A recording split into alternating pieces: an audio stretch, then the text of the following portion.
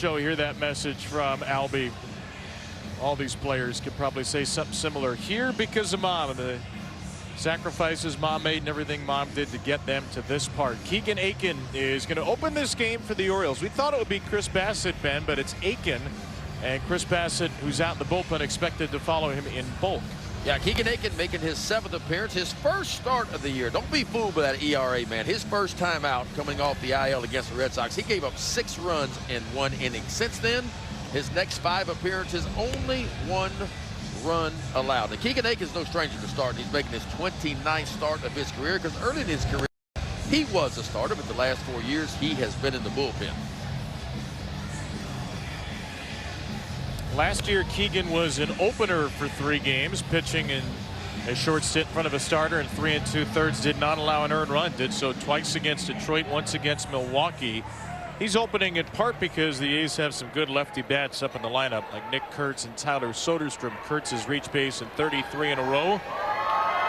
The Athletics are 21-18. Mark Kotsay in the back of your picture there in his 5th year is the A's manager for the team that's nomadic, currently playing in Sacramento, waiting for their stadium in Vegas to be constructed in the next couple of years. So away we go on Mother's Day. And the first pitch fouled off by Nick Kurtz against Keegan Akin. We're a little late today at 1:39. It's Sunday, May the 10th, and it's just a gorgeous day. The sun is shining. Beautiful.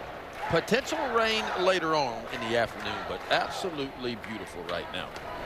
Well, let's get a nice quick game and beat that rain. 77 and sunny at first pitch. The A's come in with a 2.5 game lead on Seattle in first place in the American League West. Boy, it's been a good turnaround for them. They got off to a slow start, KB. They were 1-5, lost 5 of their first 6 games in 2026, but since then 20-13 they have been since that bad start.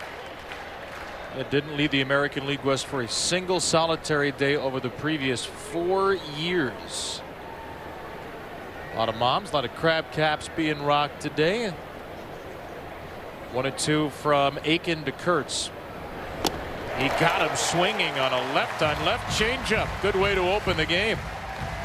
There you go, Keegan. Now, Keegan's always been a reverse splits guy, it feels like, especially last year. He's had trouble with the left-handers, which is odd, but that's a changeup pretty much right down the heart of the plate and right at the bottom of the zone. Good start for Keegan Akin here in the first.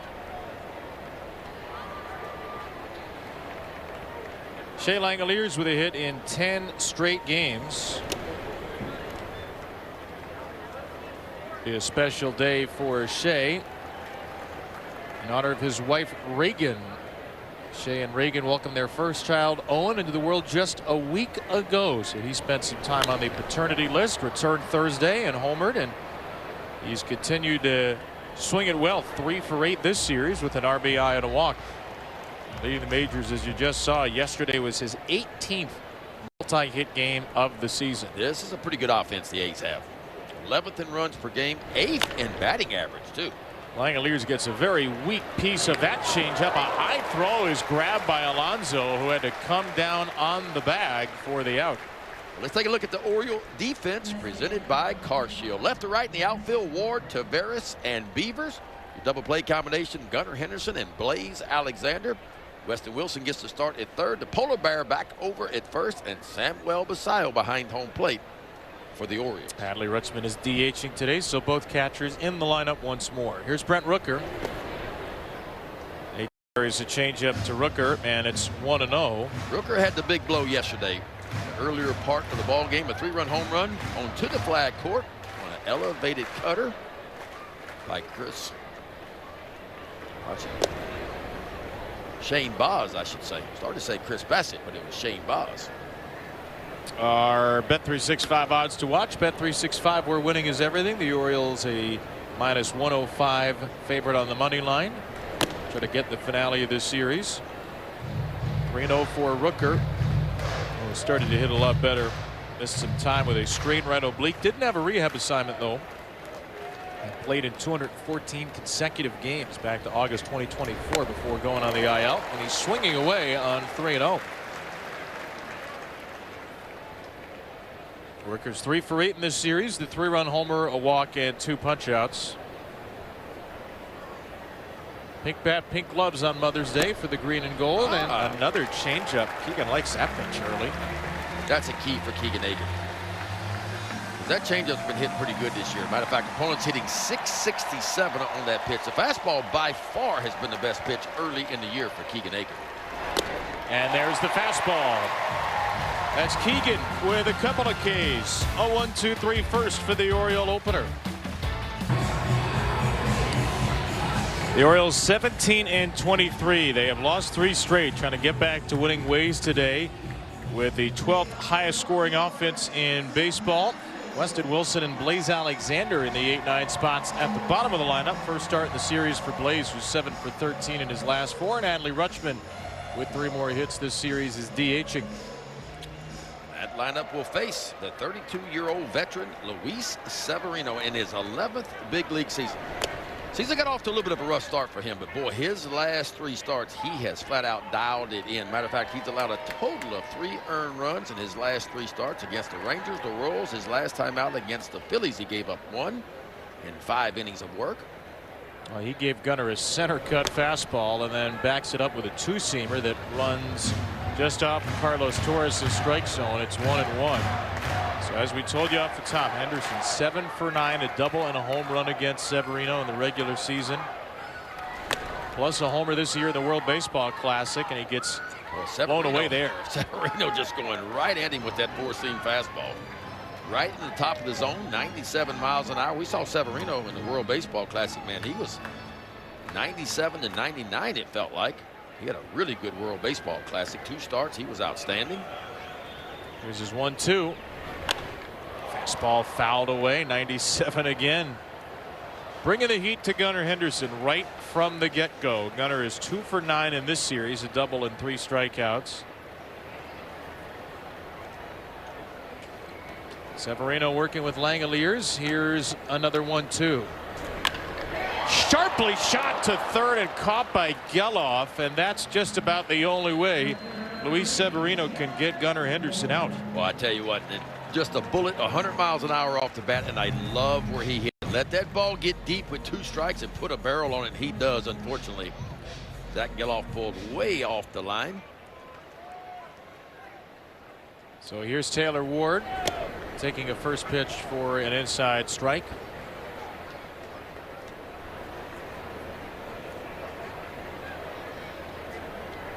Ward had 3 walks yesterday.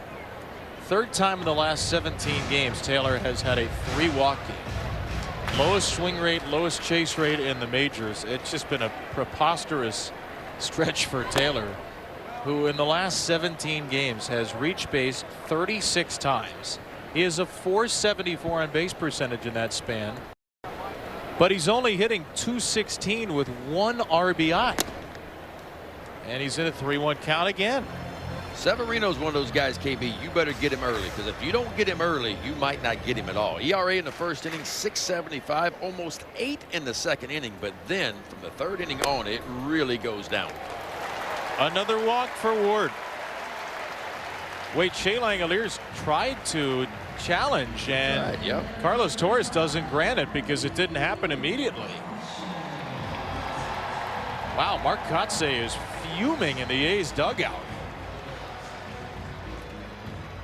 I don't know if Carlos Cortez saw him or saw him late. Look at it here, the 2-seam fastball, and it was right at the bottom of the zone. There's the hat tap right away. Wow, so Carlos Torres just did not grant him the ability to challenge. He just kind of whiffed on it. Now you do have to challenge immediately. Catchers, pitchers, batters, they are required to signal immediately after the umpire's call. And that is in part because the league does not want players to get held. They don't want somebody to shout out of the dugout.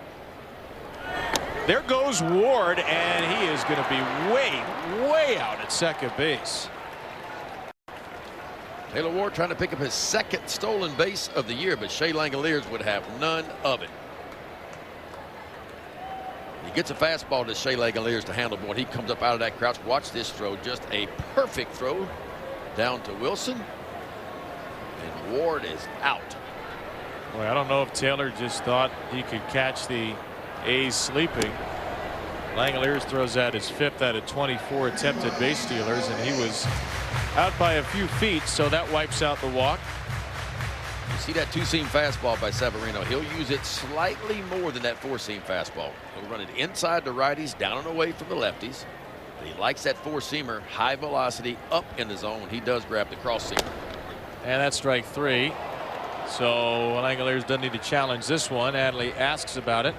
It was in the zone, and Severino ends up facing the minimum. It's Simba Cam time here at the ballpark, by the way. Oh, my goodness. Oh, boy. Chris Bassitt is on for the 2nd inning. Yeah, making his 8th appearance, his first relief appearance of the year. Remember, he's no stranger to relief appearances. In the playoffs last year with the Blue Jays, he was really, really good coming out of the bullpen. So the interesting thing here is that Keegan Akin goes 1 inning, and Chris Bassitt comes in to face a lefty, a righty, a lefty, and a lefty. So if the intention was to avoid the lefties for Chris, well, it sure seems that wasn't necessarily the intention.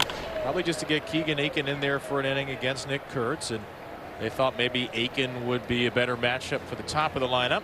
He gets 1 inning, and now Bassitt will try to get back on track after a good start in his last home outing against Houston.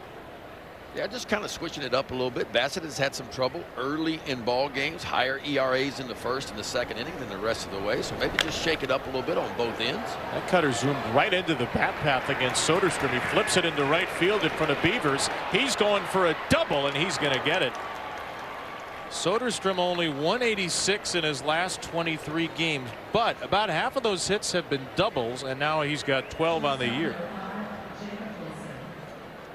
The A's don't steal a lot of bases, man, but they will take an extra 9. That ball wasn't even close to being a strike, and a nice move to the ball by Soderstrom. Beavers a strong throw in, but not in time. So a leadoff double for the A's here in the top of the 2nd. Wasn't close to a strike and wasn't even close to Basayo's target. Just zoomed out of the way right into his bat. And now strike 1 to Jacob Wilson. Soderstrom with a team high with those 12 doubles now. And here's Wilson, a wonderful contact hitter who had his first career 3 strikeout game yesterday. 1 0 for 5 snapped a hit streak of a dozen games.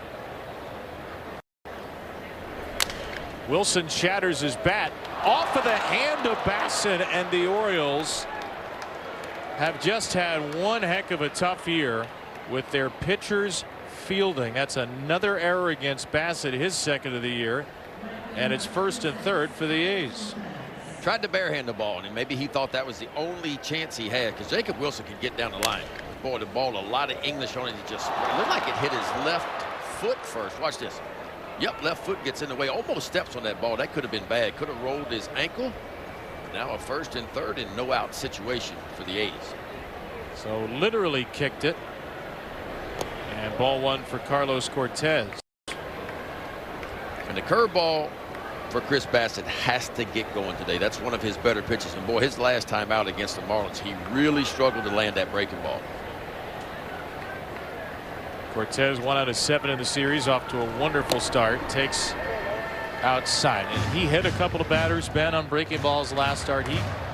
He said it after the game that he just had no feel for the curveball whatsoever. What does he do to get it back? I mean, again, you're in between workouts. Your bullpen's in between is where you really want to work on the things that you struggled on in your last start. I'm sure he threw a lot of breaking balls, because that's his difference maker. If you think about it, the fastball's not high velocity. It's, 90, 91, but that curveball, man, about 70, 71 miles an hour. So that's the big speed differential between the 2 pitches, and that's how he keeps the timing off of the hitters.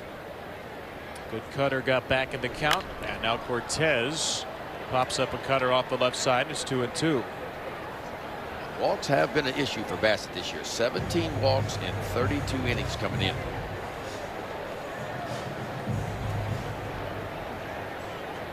Chris's long big league career, this being his 12th year, this has been the least he's ever thrown the ball in the strike zone.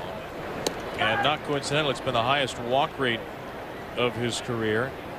Lowest strikeout rate, 2. So, and it's a surprise to me, because you go back and look at his last 3 years with the Blue Jays, man. 37 wins in 3 years, a sub-4 ERA. In the AL East, man, he has pitched well, so I don't think anybody saw this coming. 2-2. Cortez to left field, slicing into the mitt of Ward. Soderstrom tags up to score on the sacrifice fly, and the A's open the series finale with a sac fly from Cortez.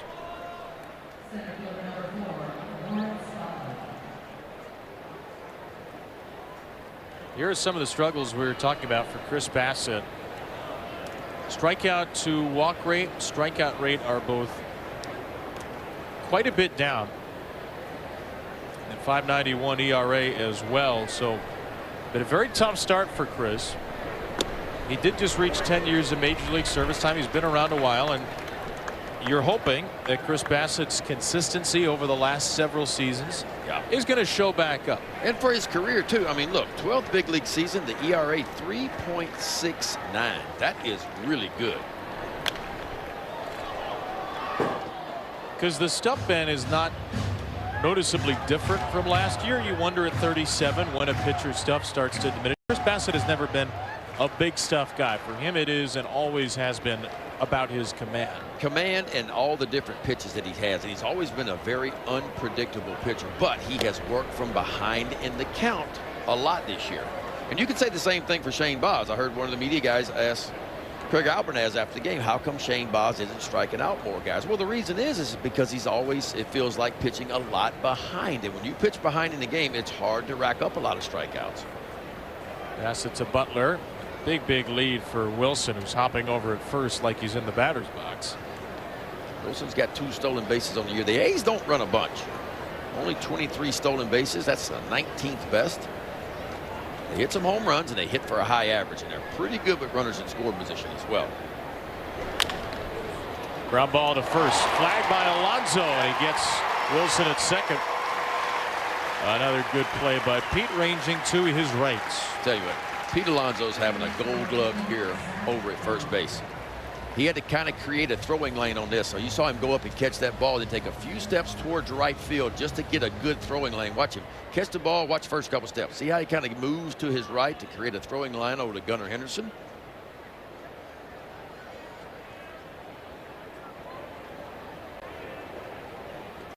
Three-six fielder's choice as Butler is on first. And here's Zach Geloff.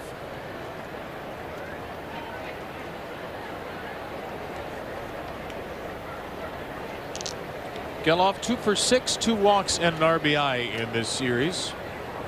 Has made some outstanding plays over at third base.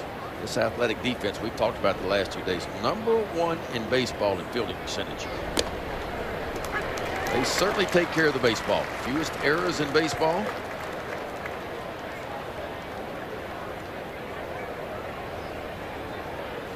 Mark Kotsay now in his 5th season as skipper of the A's. That's the one he needs, KB. Loves that 2-seam fastball. It's got a lot of movement to it, a lot of left to right in it. That's how he'll keep him honest. But he's got to be able to dump that breaking ball in there occasionally.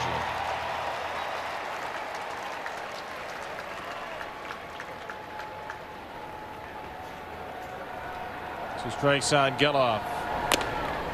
Cutter.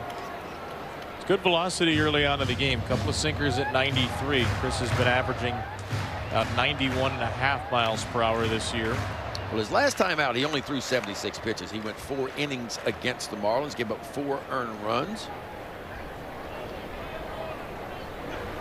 There you go. 2-seamer runs over the outside edge to get Geloff. The A's get a run, and it'll be Pete Alonso. Pete Alonso, 6 homers in his last 16 games, up to 8 on the season, 18 extra base hits, now tied for 6th in the American League in that category. See what he can do. The longtime New York Met against the longtime New York Yankee, Luis Severino. Pete fouls one off right over toward Craig Albernaz in the dugout. That was on the ground, so hopefully Albie's okay. Let's see. He's going to move around. Yeah, he's had enough. It's like there's a magnet over there. He has seen enough. He's going to get a glove. He's going to get his catcher's mitt. It's about time, Albie. 2 weeks late on that.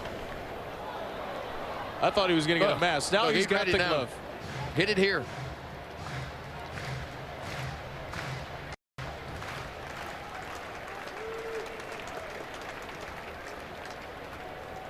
Once a catcher, always a catcher, I guess. Oh, now we've got the mask on. All right. Play ball. Now that's a look right there. Love it. That's a gamer. Inside to Pete from Severino. That's one thing the A's have done in this series. They have shoved those fastballs inside to Pete Alonso. We saw Aaron Savali yesterday double up a couple of times inside to Pete Alonso. Now doubling up again. See, that's different. I haven't seen many teams attack Pete Alonso like that this year. A lot of times it's fastball in for show, then you get to the other stuff away. I just can't get over this look by Albie. If Pete homers, he's got to keep it on all year. Ground ball to second base instead. And I guess Greg Alvarez can shed the gear now with a left-handed batter coming up. Alvarez has been so good with the Orioles, even through the recent struggles with the Orioles. He's tried to keep them loose. He's tried to have fun. He's tried to cut up a little bit. They're getting their work in. They're trying as hard as he can. And look, I'm not making excuses for him. The Orioles clearly have not played well, but it's not for lack of effort and won't to.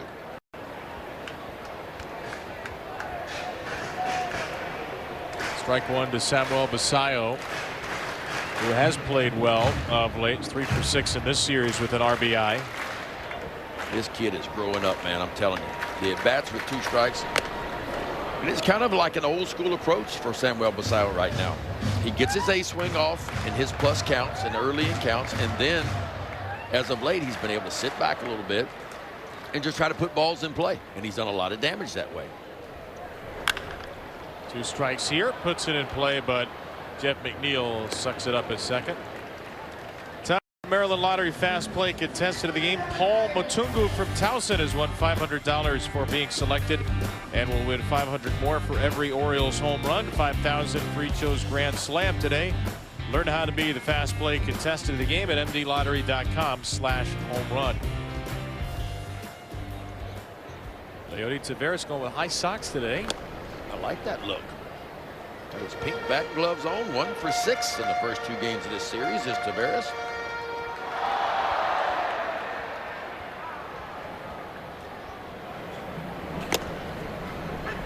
A low 2-seamer for a strike from Severino. He's throwing his 2-seamer a little more this year, and his 4-seamer quite a bit less.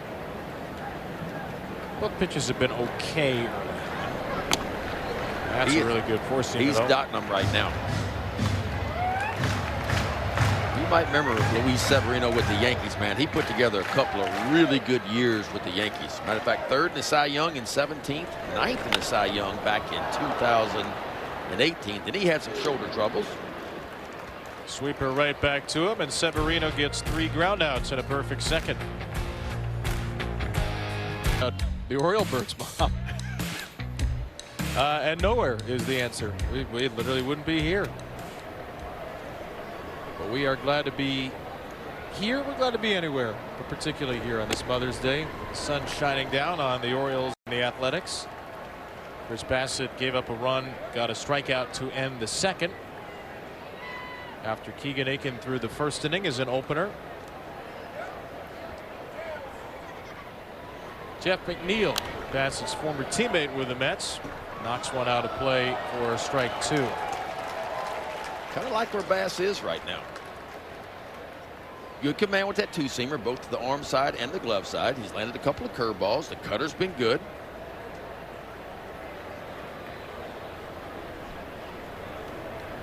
Oh, 2. Basallo will challenge. Did he get credit for it? He tried to challenge. Torres is now disallowed a challenge for both catchers. I don't understand what Torres is doing. I mean, it's right in front of him. He didn't allow a Shea Langoliers challenge in the bottom of the first on a 3-1 to Taylor Ward. He didn't allow a challenge from Samuel Basallo here. I think both teams have a right to be aggrieved. It seemed like both times the challenge was, if not instant, was very close to immediate. I mean, it's within a second is what it looks like. And Basallo's probably waiting to hear what the call is. He looked like he was ready to throw the ball around the horn thinking it was strike 3. I mean, as an umpire, you got to be paying attention to the pitcher, the catcher, and the hitter. Every ball that comes towards home plate, you got to be watching.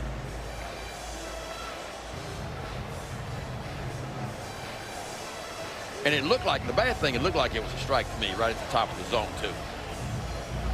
Let's take a look at it. Two-seam fastball. Oh, actually, I think Carlos Torres just thrown somebody out of the game.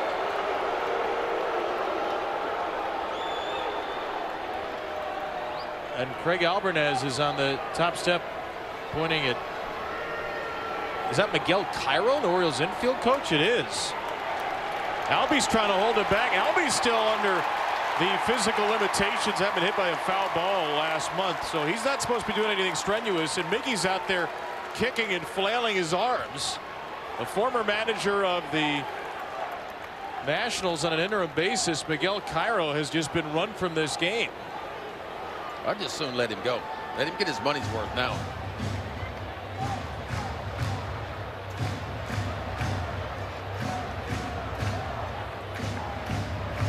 That's the Orioles' second ejection this year. Craig Alvarez was ejected before he got in the face April 5th, and now Miguel Cairo will leave. Carlos Torres is tired of hearing it. He heard it from the A's because he messed that one up with the A's, and he messed one up with the Orioles as well.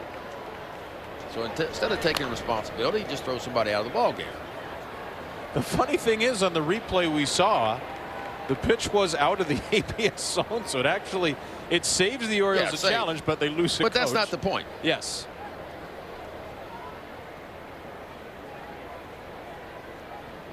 One and two for McNeil. That ball runs into his bat again. What's going on with this cutter today? It's got a lot of movement. Different kind of movement. Flipped it out of his glove, too.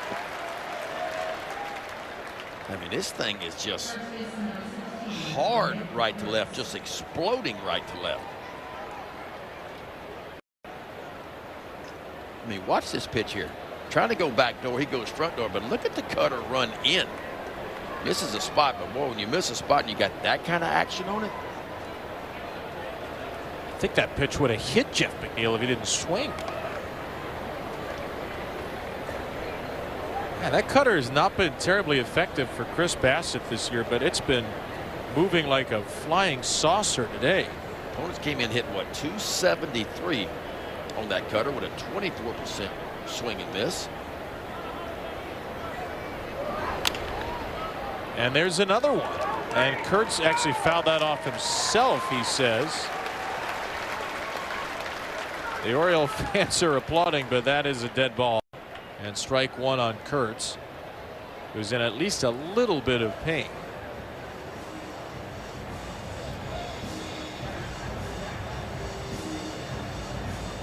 Oh, high up on the shin, too. Yeah, that might be more than a little bit of pain. Nick Kurtz is not wearing a shin guard. Not this at bat anyway.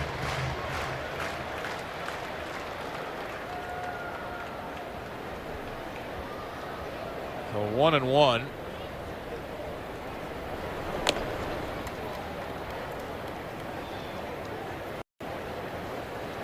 Nick Kurtz, one of the more exciting hitters in the game of baseball for a young guy. Just 23 years old, and what a season he put up last year in 2025. Wasn't even there the whole year. Didn't make the club out of spring training. Spent some time on the IL, and still 36 homers, 86 RBIs in only 420 at bats, including a 4-homer game. OPS over 1,000 last year. Big league average OPS about 719 to give you an idea. There's another good cutter up and in. What is going on with this pitch today? What's gotten into Chris Bassett? Chris Bassett is eating today, and he is eating up those bats on the inside part of the plate.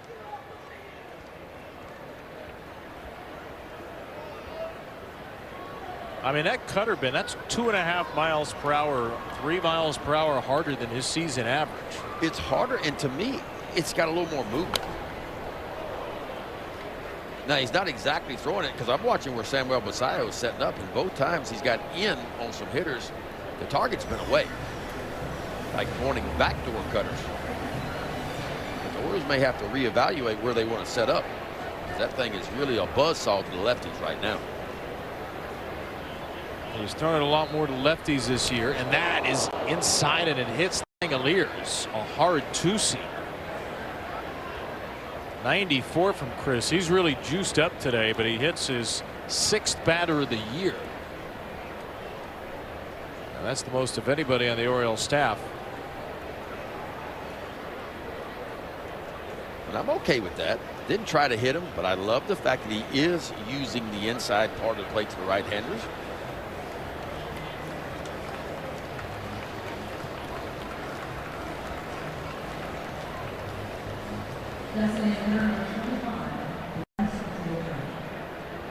So Langoliers will stay in the game after getting banged on that two-seamer.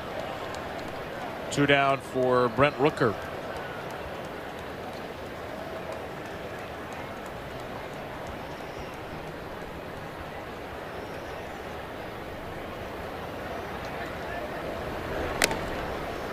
We'll see how the inning goes. He pitched very well in his last home start against Houston. 6 2/3, 1 run, 1 walk, 7 Ks. That was certainly his best outing of the year. It feels like today this is the lively stuff Chris Bassitt has had all year. Now how that will translate we'll see, but cutter and the two-seamer moving with a little extra velocity today. 2-0 for Rooker here. Struck out against Keegan Aiken in the first inning. Certainly fresher today, and I think the reason is he only threw 76 pitches his last time out, so maybe feeling a little bit stronger early in this ball game.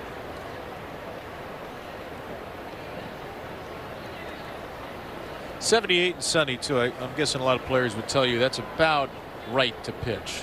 Perfect to pitch. Maybe you wanted a little bit more humidity coming from Louisiana. Yeah, it's not very humid at all, but this, I mean, these are the days you get on the mound, you feel like you can go for a while. Low humidity, temperature perfect.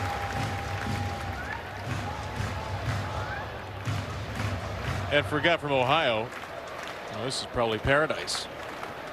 Akron Zip in college.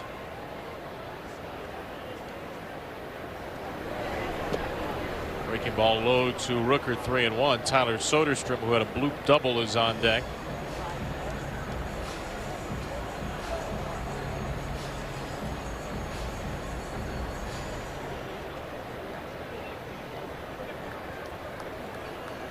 Rooker 3 straight seasons of 30 home runs or more. Is 3 for 9. He has a couple of RBIs against Bassitt, and he takes a cutter to a righty, which Chris Bassitt doesn't throw often, for a strike. That'll give Langoliers, who's a very fast runner, a head start with a 3-2 count and 2 outs.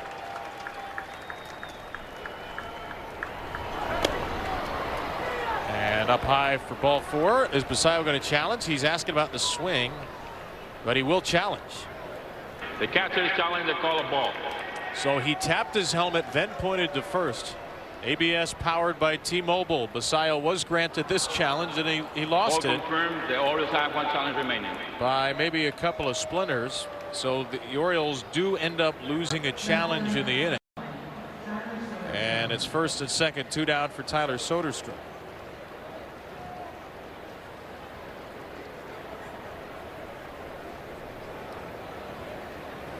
Remember, Basayo tried to challenge it in the beginning of this inning, was not granted a challenge on a pitch that was high. He's granted a challenge here. He made sure to tap his helmet before he went down to first for the check swing, but he loses his first official challenge attempt of the game. Shattered bat and a flare to first. That cutter has just been deaf to lefties today, and Bassitt gets ticket packages. Kevin Van Melanie and our Masson crew with you here in the third. Athletics 1, Orioles nothing. The A's are trying to sweep the O's.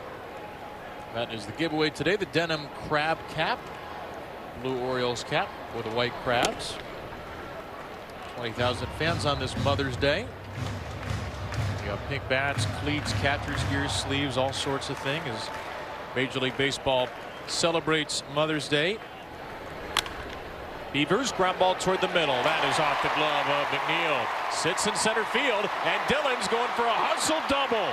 Heads up play by Beavers. An eager Beavers, you might say, taking an extra base on that squirrely ground ball. Love it. Never assume anything in this game. And Dylan Beavers got out of the box quickly. He was going to make a hard turn around first base. and then evaluate the situation. See the second baseman, McNeil, going to tips off of his glove, just kind of squirts out towards center field, and he wastes no time at all seeing where the ball is, takes an extra 90. Didn't even need to slide, and Dillon has his 7th double. 2 hits in the series, both are doubles, and now Weston Wilson will try to at least move them up. Wilson takes a backup slider from Luis Severino for a strike. Orioles, not many opportunities in the first 2 games of this series with runners in scoring position. Only 11. They are 2 for 11.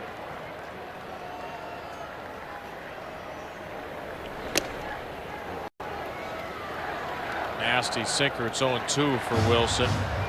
That's your regular third baseman Kobe Mayo getting the day off to start today. Tough series for Kobe, who struck out all 3 times yesterday. 0 for 5, 4 Ks in the series. So Wilson gets a start against a right-hander. Well, he's hit 250 off right-handers this year, so that's a pretty decent number.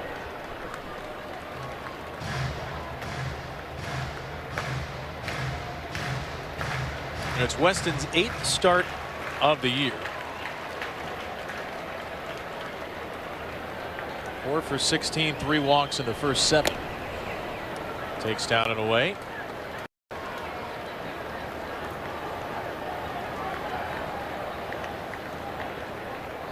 Blaze Alexander waiting his turn.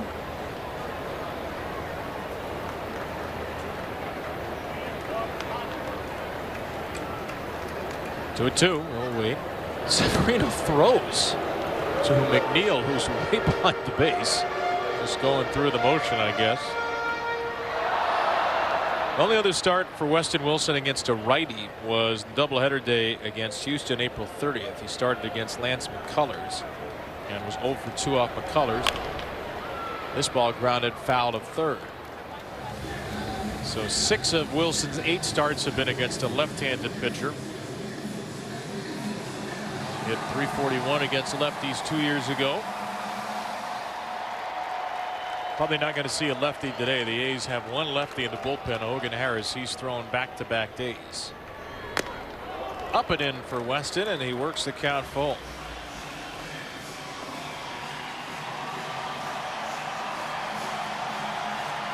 Got a lot of stuff on the inside part of the plate. The reason is Luis Severino does not want Weston Wilson to hit the ball to the backside of the field. He wants him to pull the ball, preferably on the ground, out in front. Well, that was off the plate, and another really good plate appearance by Weston Wilson. He has competed at the plate well this year. On base percentage of .417, just 1 up, and we'll see if it's a bunt spot now for Blaze. Look like the A's are pushing in on the corner, so they're kind of expecting the bunt. Geloff has moved in from third base. Nick Kurtz almost even with the bag over at first. Blaze Alexander is 7 of 13 in his last 4. He has grounded into 4 double plays, and that's what you really want to avoid. You would think he's going to put one down here. He does, and it's a good one. Kurtz had a little fumble. McNeil covers at first base. A successful sacrifice. Goes down in the books 3-4, and it gives Gunnar Henderson 2 runners in scoring position. The Orioles already 6 sacrifice bunts this year. That is more than they had the entire year. This is about as good as it gets. Got his head right behind the ball, right behind the bat, sees it, he just puts it right on the ground. And with Gunnar Henderson's numbers against Severino, we'll see how aggressive Severino is going to be with first base open. He is aggressive. Challenged him with a breaking ball. Right on left sweeper. After what felt like a lot of fastballs in the first at bat.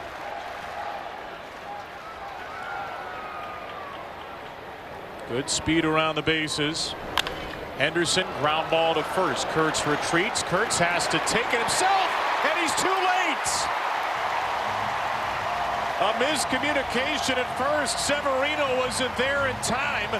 Kurtz sort of lollygagged it on the way in, and Gunnar legs out a game-tying infield hit. What do we say about this game? You never assume anything, and Nick Kurtz assumed that Severino was going to be there, and he should have been there, but Severino got a late break. And the way Gunnar Henderson runs, man, you got to be getting over there as a pitcher. Watch Severino. Kind of hangs around. He's expecting Kurtz to cover the bag. Kurtz is expecting Severino to be there. Nobody there, so that'll go down as an infield hit and an RBI for Gunnar Henderson. Moved Wilson to third. So Gunnar absolutely sears the ball against Severino for an out, and then chops one into the ground for a hit. Ultimately, he gets his man. He's now 8 for 11 against Severino. Whips a throw to the backside of the bag, and Henderson's in there. And I would not be shocked at all if Gunnar Henderson takes off. Trying to stay out of the double play. Not going here. Ward takes one right down the middle. Well, Shea Langeliers did throw out Taylor Ward trying to steal in the first. It's a different situation here with runners at the corners. And a lot of room to the right side right now. Kurtz is having to hold Henderson on. Strike 2 on a slider. That is a good pitch. And that's exactly where pitchers have been trying to go against Taylor Ward all year. Wilson at third, a little below average of a runner. Henderson at first. Another throw over there. It's a close one by Severino. Severino's quick. His feet are quick. He's picked off 2 runners already this year, and he doesn't have a third. Now with the 2 disengagements and runners at first and third, we'll see if Gunnar Henderson and the Orioles want to push the envelope here.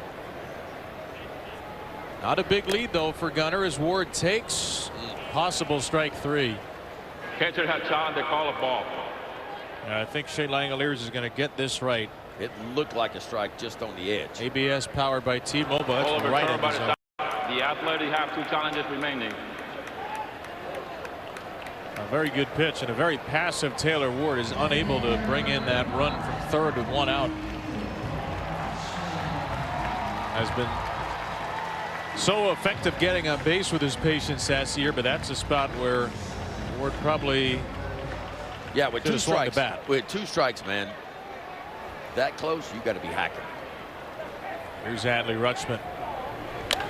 First pitch swinging, he lines it right to Wilson, and the Orioles strand runners in at the corners. They do tie it though on a Gunnar hit to score the doubling Beavers. Afternoon, Athletics 1, Orioles 1, heading into the 4th. And Chris Bassett delivers a strike to Jacob Wilson. 18 and 20 pitches, and Chris's first 2 innings respectively. Out of the bullpen today, Keegan Aiken was the leader. Chris Bassett the follower, which we found out when we arrived at the ballpark today. The Orioles were going to be making that move. This is the 3rd time Chris Bassett has come in as what you consider the bulk pitcher in relief. The first 2 were in 2018 when he was with the then Oakland A's. So it's been a while. September of 2018, 2 outings where Liam Hendricks opened and Bassett came on in relief. First time the Orioles have employed the opener strategy this year. It worked out for Keegan Aiken, who had a 1-2-3 first. Keegan's been good in those situations too. Last year, 3 games, no earned runs as the Orioles opener. Of course, probably helps that Keegan Aiken came up as a starter.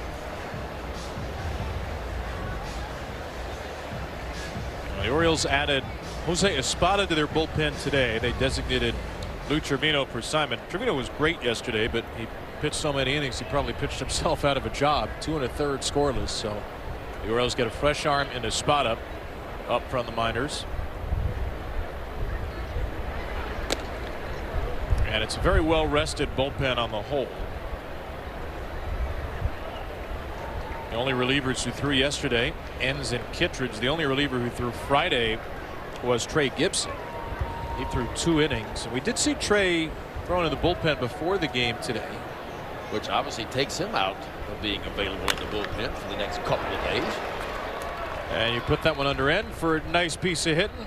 Jacob Wilson starts a new hit streak after having his 12-gamer snapped yesterday. Time for our Xfinity Power Connections with Chris Bassett on the mound. Longtime Oakland A. 6 seasons with the Athletics. Twice top 10 of the Cy Young voting. His only All-Star selection. 2021 with the A's. Chris was so good for some really good Athletics teams and pitched in the playoffs, wild card series in 2020. 7 innings, 1 run in a must-win Game 2 for the A's against the Chicago White Sox. Took some dirt home from the Oakland Coliseum a couple of years ago. His last time there, coming back with Toronto. 0-1 on Carlos Cortez here. In fact, Chris was such a fan favorite in part because he pitched so well in front of whatever fans were in the Oakland Coliseum. 2.36 ERA at the Coliseum. Minimum 250 innings. Only Paul Lindblad had a better ERA all time at the Oakland Coliseum. That's a good place to pitch, especially at nighttime. That's a pretty good changeup down the way. Bass has been doing a lot of work to the left-handers, and word's getting around that Athletic dugout. Hey, he will come in with the cutter.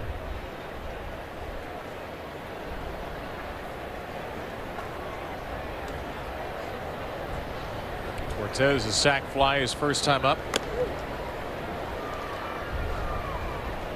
Bassett's first career shutout was as in Oakland A, May 27th, 2021. 2 hit the Angels. And then 3 months after that, scariest moment of his career, gets hit in the face with a line drive from Bryant Goodwin, had surgery for a fractured cheekbone, and he returned to pitch the next month. Here's a bouncing ball to second. Alexander puts on the tag and gets the double play. Tell you what, Blaze Alexander has got a high baseball IQ, man. He just knows what to do. Jacob Wilson just kind of ran right into that tag.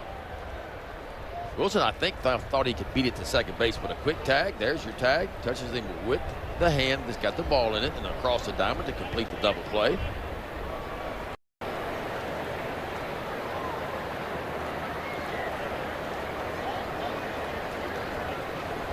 There's Lawrence Butler with 2 down.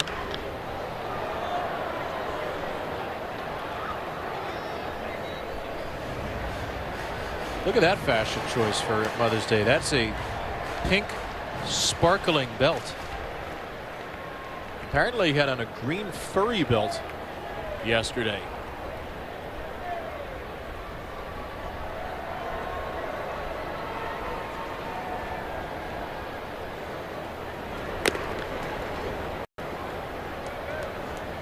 Oh yeah, look at that yesterday. Almost lime colored, huh? A lot going on there, KB. The arm guard going on there. The man of style.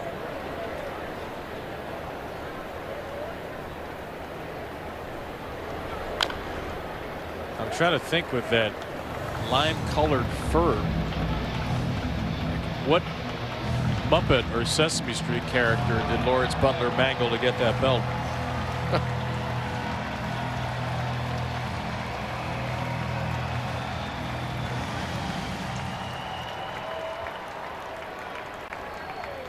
Would have loved to see you pitch with a no chance. Furry fuzzy belt. Maybe get some tiger stripes on there for LSU. That thing would have stayed on. That thing would have stayed on about 4 seconds. If Cal Ripken Sr. would have saw it, and he would have taken it off by himself and maybe hung you with it. I was going to ask if you could put maybe some camo on the belt. That might help. Maybe he wouldn't. I got a camo belt now. I will wear a camo belt. But you didn't wear it while you're pitching. No. Fouled away by Butler. Chris Bassett trying to face the minimum for the first time. Second inning, a double, an error. Third inning, a hit by pitch and a walk. Gave up the single, but got the double play. Well, the stuff has been much sharper since his last time out. He really struggled against the Marlins. Butler just nicked it, and he will stay alive on 1 and 2. Butler is 2 for 9 in the series, and he just barely is not 2 for 10. Knuckled into the inner thigh of Samuel Basayo at 2.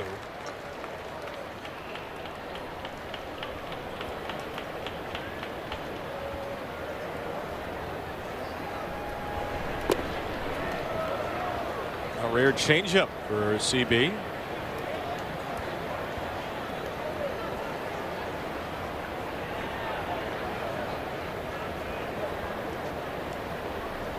Two and two. This will be the 8th pitch to Butler. It's a good success against Bassett in his career, but not there. Not on that one. By hook and by crook, Bassett faces the minimum in the 4th. The express route gets out of the Orioles. I knew that happened. He can't drive. I mean, Can't yesterday stop he was in the wall like NASCAR 3 different times. Got out early yesterday, into the wall 3 times, got beat, and now he just runs over somebody after being out in front. He doesn't have a win this year. Mustard, 0, ought, none. Zilch, nada. 0. Mr. Blutarski, 0.0. Bang! Look at the Camden Crew guy go down. Oh, man. Mustard's day will come, but he might be in the concussion protocol for the next homestand. Collision. That's what we need from Pete Alonso, a collision at home plate. And he's in the count to do it here, too. Against his Met teammate from a couple of years ago. That was a low sweeper he took out to center, but not far enough. And Pete is 0 for 2. Hey, Samuel Basallo is going to get his bobblehead day in just 13 days. Saturday, May 23rd, O's and Tigers. 15,000 fans receive a Basallo bobblehead presented by Giant Food. To commemorate this giant hitter, go to Orioles.com/tickets. O's and the Tigers in a couple of weeks.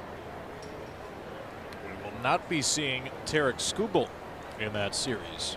It's the big Tigers news of the year. Skubal, Loose bodies, huh, in the elbow? yeah, elbow surgery. He is hoping that he'll be back in maybe 2 months. He's going down to Lakeland. Timetable, according to Tigers beat writer Jason Beck, is murky but encouraging. AJ Hinch is not throwing out timelines. Dr. Neil Elatrach performed the procedure last week. Because we've seen Skubal a couple of times this year shaking his arm on and off, but apparently no ligament damage was done.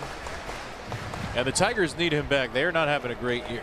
They need him back, and he needs to be back too in his free agent year, with an opportunity to sign the largest contract ever for a pitcher. Tigers are 18 and 22. The good news for them is that the American League Central kind of stinks. Cleveland leads the division 21 and 20. Kansas City, remember how poorly they were playing? They're 19 and 21, a game and a half back. They've gotten hot. Beat the Tigers yesterday. Bobby Witt had it inside the Parker. Basallo goes way up top to hit this fastball to left, and it will get out of play. Still just 4 teams in the American League above 500. Of course, Tampa Bay now in first place in the AL East. Yankees in second. Both of those teams above 500. And then the Cleveland Guardians and the Athletics. That's the only 4. We got 5 teams within 3 games of 500. 2-2 for Basallo. Running 2-seamer for strike 3. Severino has 3 strikeouts. They're all looking. I know the fastball's been hit pretty good by Severino this year, but I tell you what, he is making some big-time pitches with the heater, both the 4-seamer and the 2-seamer. That's 97 2-seamer working down and away from Basallo. Yeah, he doesn't get a lot of swing and miss, Severino. He doesn't get a lot of chases, but his strikeout rate's a little better than average because he gets a lot of those. He picks up tons of strikeouts looking. More strikeouts this year versus 2025, but more walks this year for Severino. Both the walk rate and the strikeout rate are up from 2025. Leody Taveras 3 for 8 with a double against Severino career. Whoa, look at that thing go. Frisbee.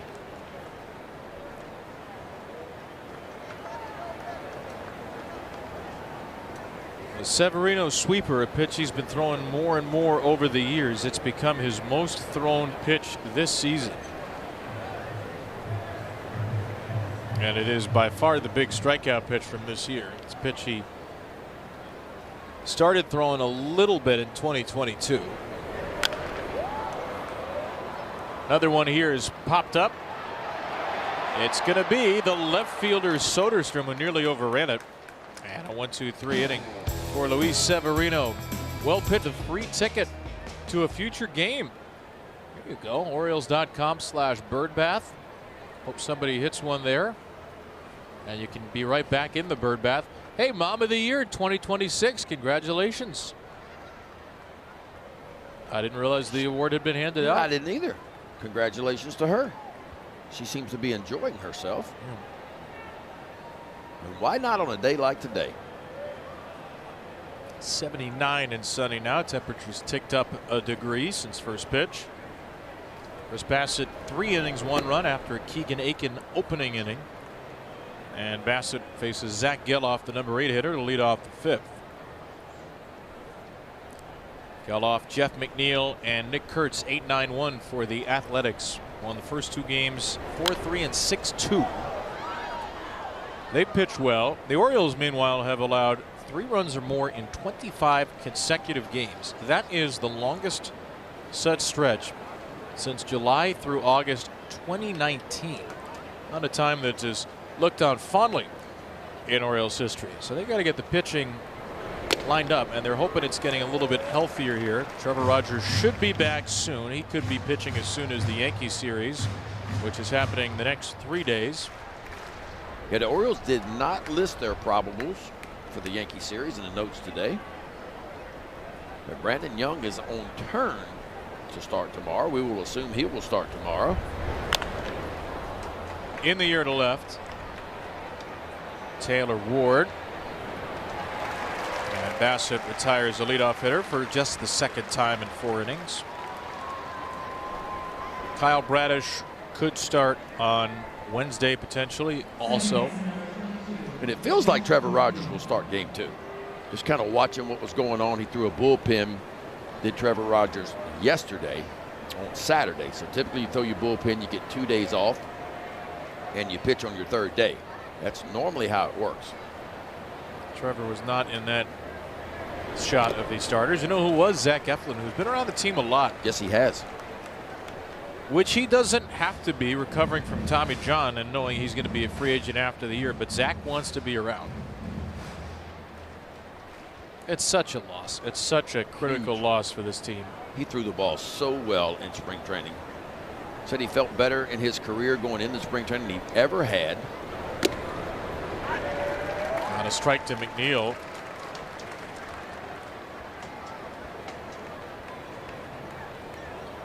McNeil shaking his head, and he was right. Ball just off the inside edge.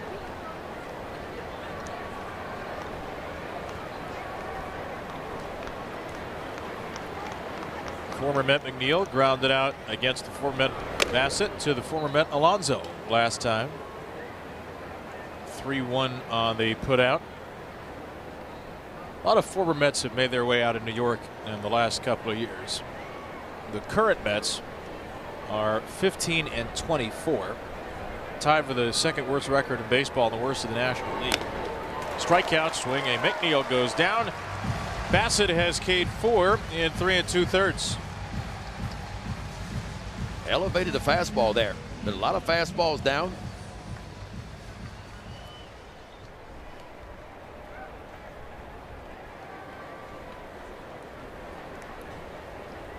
So you got a little blood right there on the right thigh. And I don't know if it's a blister issue or maybe he cut his finger, did Bassett, maybe throwing the breaking balls. That is not uncommon for certain pitchers. Kurtz to left. That 33 game on base streak. Kurtz is 0 for 3. 5 in a row retired by Chris Bassett. Ticket packages. That's going to be the Orioles' first series against the defending American League champion Blue Jays. May 28th through the 31st. Then they'll go to Boston and go right to Toronto. So they'll see the Jays 2 out of 3 series. 1-1 game. Dylan Beavers yanks one over to first. A hard cutter from Luis Severino. The two-seamer's been really the pitch of choice for Severino in the first 4 innings. His sinker usage is way up, and all 3 of his strikeouts are looking on that pitch. It's high velocity, and he's throwing it in the perfect places. And he's able to kind of front door it to the lefties when he wants to two-seam it down and away. Anytime you tack down and away, and that's kind of what he's doing a little bit today, is kind of east to west. Working in and taking that cutter and working away with the cutter. He's always throwing a lot of fastballs. You go with the 2-seamer, the 4-seamer, the cutter. It's 66% fastball usage. Even though that's his most used single pitch, the sweeper. Used to be 4-seamer, 4-seamer, 4-seamer, but he's added a 2-seamer the last couple of years. Like a lot of pitchers have. And the cutter. I mean, that's the thing we've talked about it. The 3 fastball shapes. The 2-seamer is back in vogue with a lot of pitchers. And of course, there was a time, you know, back in 19 and 20 that we were really using sticky stuff and taking 4-seamers and spinning them to the top of the zone. That's what everybody was doing. But hitters did a good job of adjusting and working and attacking balls at the top parts of strike zones. Pitchers always trying to stay 1 step ahead of the hitters. You're starting to see a lot of guys go back to that 2-seam fastball. Weston Wilson down the line in right field. This could be trouble. This ball is foul. Sliced just a little bit too much by Weston Wilson. But that felt like that ball was fair for a long time. But coming off the right-hander's bat, it was just gradually slicing away.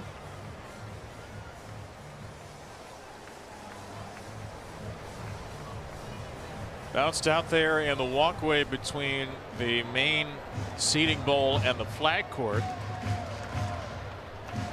Walked his first at bat.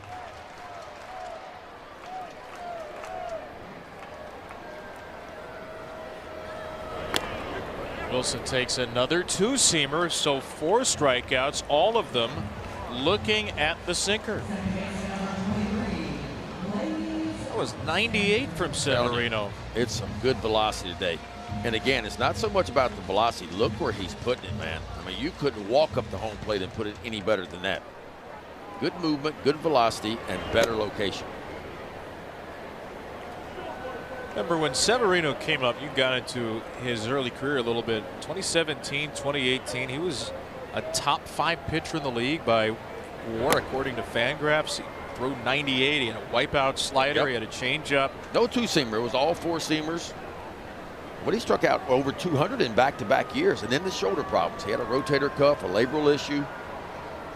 Missed almost all of 2019, all of 2020, then with Tommy John, most of 2021 recovering from Tommy John. 2022, a lat strain. 2023, a lat strain and an oblique strain. He threw over a 5-year period just 209 1/3 innings in the big leagues. But signed with the Mets in 2024, pitched pretty well. And then from that Mets deal, which was basically a 1-year prove-it deal, as he walks Blaze Alexander, he signed a 3-year deal with the A's. Kind of took him a couple years to get right again, but he feels like he's the guy, maybe even improved and a better pitcher today than what he was with the Yankees. Well, Blaze has a sac bunt and a walk. He continues to perform well. And here's Gunnar with 2 away. Blaze gets a hopping lead and holds on a ground ball off the mid of Severino. Flagged down by Wilson, but he has no play. Henderson has his 2nd hit against Severino, and Jacob Wilson might be hurt. Yeah, Jacob Wilson kind of landed awkwardly there. I don't know if he knocked the breath out of himself. Gunnar came in, what, 7 for 9 off of Severino. 2 base hits. Let's see how he falls here. Does a good job trapping the ball. Didn't see a whole lot there. Gosh, now it makes you wonder if he didn't pull something trying to extend like he did. Like, is it an oblique?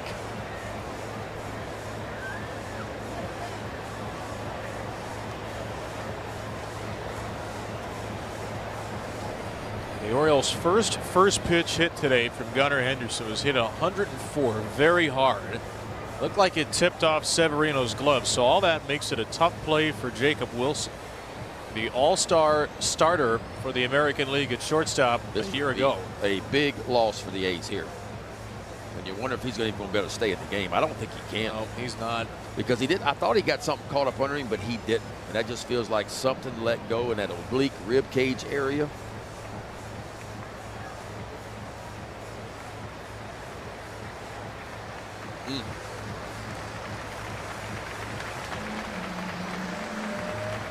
Take a look at it. So full extension. Maybe is it the left shoulder? Maybe. That doesn't. None of that looks bad. But you could tell instantly, man, he was in pain before he even quit sliding.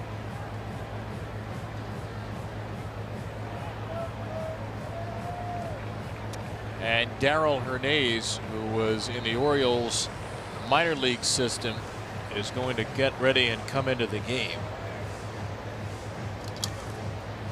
That is a tough thing to see for Jacob Wilson. Last year, missed a bunch of time with a fractured left forearm. We're not sure what the injury is here, but on a dive, on an extension, Wilson is injured and out of the game, and Hernandez will come in. Looks like he's going to play third, and that would push Zach Geloff over to short.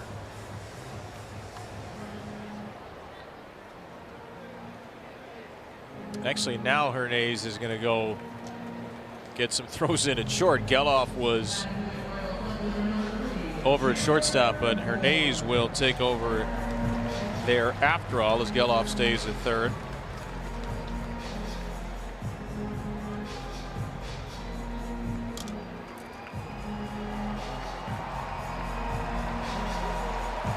So Taylor Ward walked and a strikeout looking.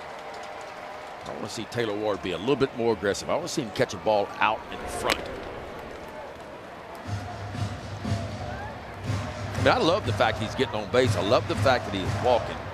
But let's be honest, the Orioles went and got him to hit the ball out of the ballpark every now and then. 36 homers last year. 10 pitches seen. He has not swung the bat today, and he still has it. And it's 2-0. Well, this is the count that you want to be aggressive in right here. If you think he's going to give you another cutter on the outside part, get out there and get after it. If he throws you two-seam fastball in, you just take it. That's a good take. Cutter away. 3-0 for Taylor Ward.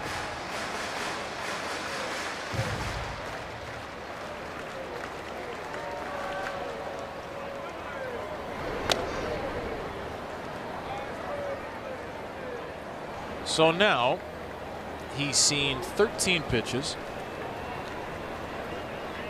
And if he was carrying a stick of dental floss rather than a bat, it would have been the same result. Will he finally swing?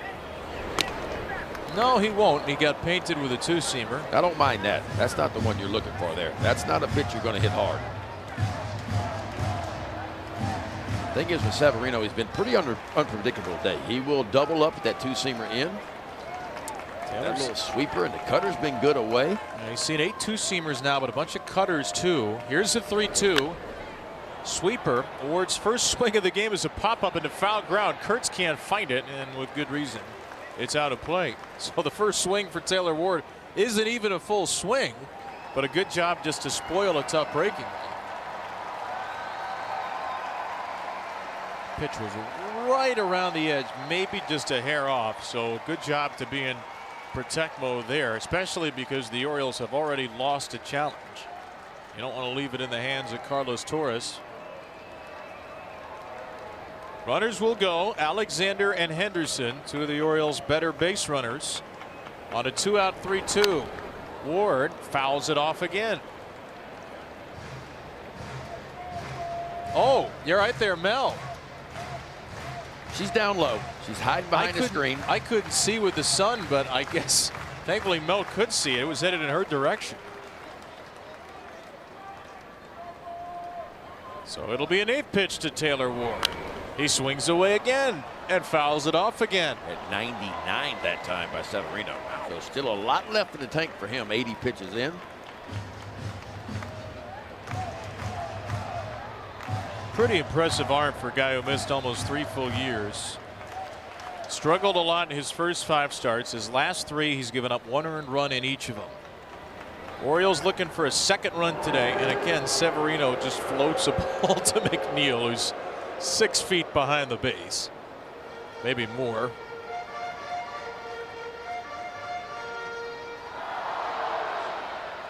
So a 2-out walk by Blaze and an infield hit by Gunnar. And what can Taylor Ward do?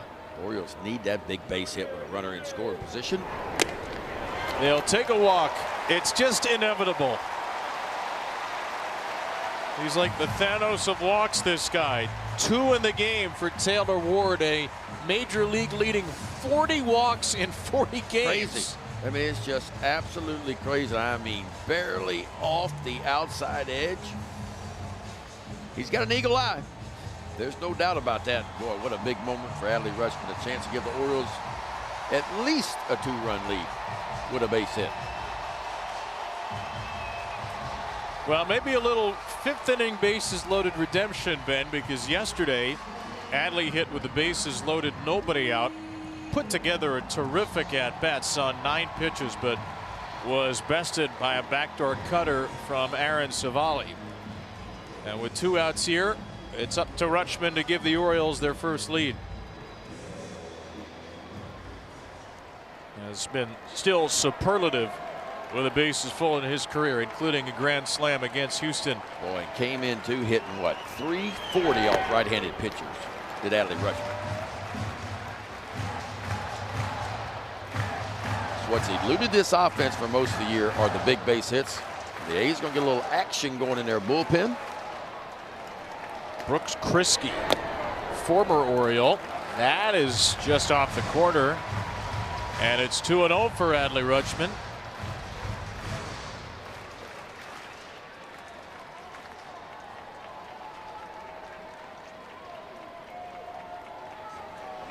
Homered on Mother's Day 2 years ago here.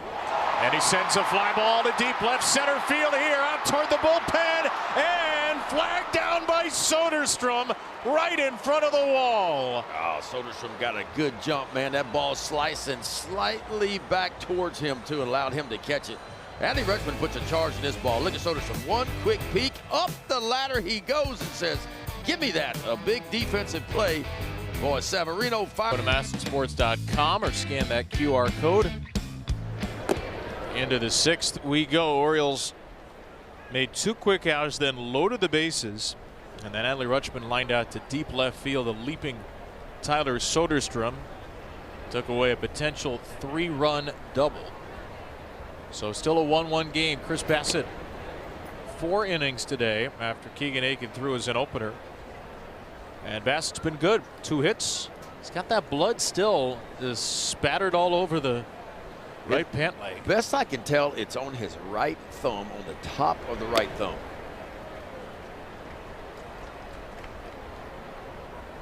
And it wouldn't bother you to pitch through that necessarily? No, not so much. Now, if it gets on the fingertips where the ball comes off the fingertips, that's when it becomes a problem.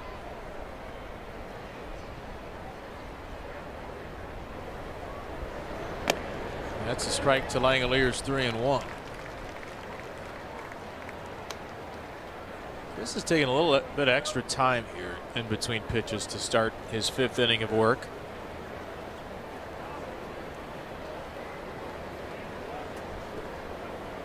Into the wind with 1 on the pitch clock.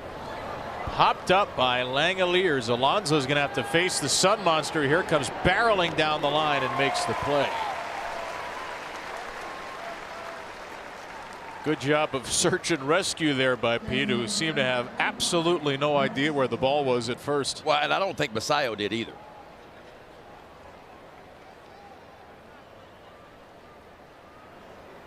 He's calling it right there, though. And it's his ball. It's a lot easier to come in and make a play as a first baseman than it is to go out as a catcher.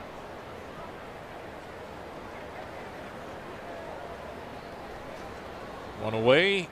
Bassett has retired 6 straight. Brent Rooker down to third. A low pick by Weston Wilson. Accurate throw. Tidily cleaned up by Wilson in his 7th start of the year at third. Weston Wilson plays pretty good defense. And fundamentally, he is really good. I love how he gets his nose down low right behind the ball. I mean, watch him get low right here. See where his nose is? Right behind the ball where he can see the hops. He can read it really good. It's interesting that you say not where his eyes are, where his nose is. Yeah. You always hear infield coach talk about get your nose down there. Of course, if you bring your nose down there, obviously you're bringing your eyes down there, but get behind the baseball. A lot of third basemen at you know, college level, high school level, the head's kind of up and the glove is down. You can't read and see the hops as much. They teach you the big league level to get in the athletic position, get really low, and put your eyes, your nose behind the ball where you can really read it. It's a zippy sinker from Bassett. Can't always do it, obviously, depending on where the ball's hit, but at that one, pretty much right at you, maybe a half a step towards the line.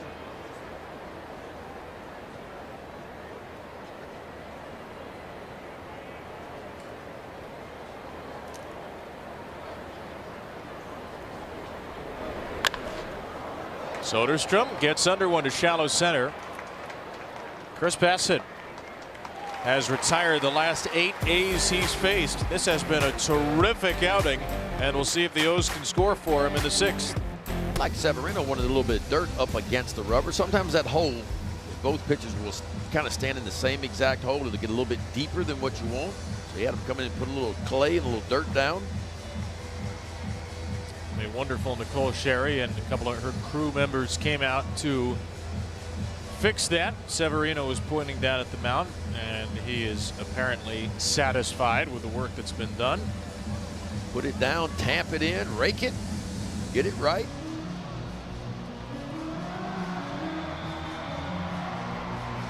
High stakes gardening, that's what it is. And Nicole, in her 21st year, does such a magnificent job, as do the members of her grounds crew. Hopefully we wanted to see them again today. There's rain expected around 4:30, 4:40, so an hour and 15 away from that. And this field is beautiful. Remember, we were back here doing spring training games not too long ago. They resodded this entire field. Brand new grass. It has grown in nicely. Pete Alonso 0 for 2 against Luis Severino. First pitch, bottom 6. Severino's going to play in there on that inside part. He played a little bit too much against Pete Alonso.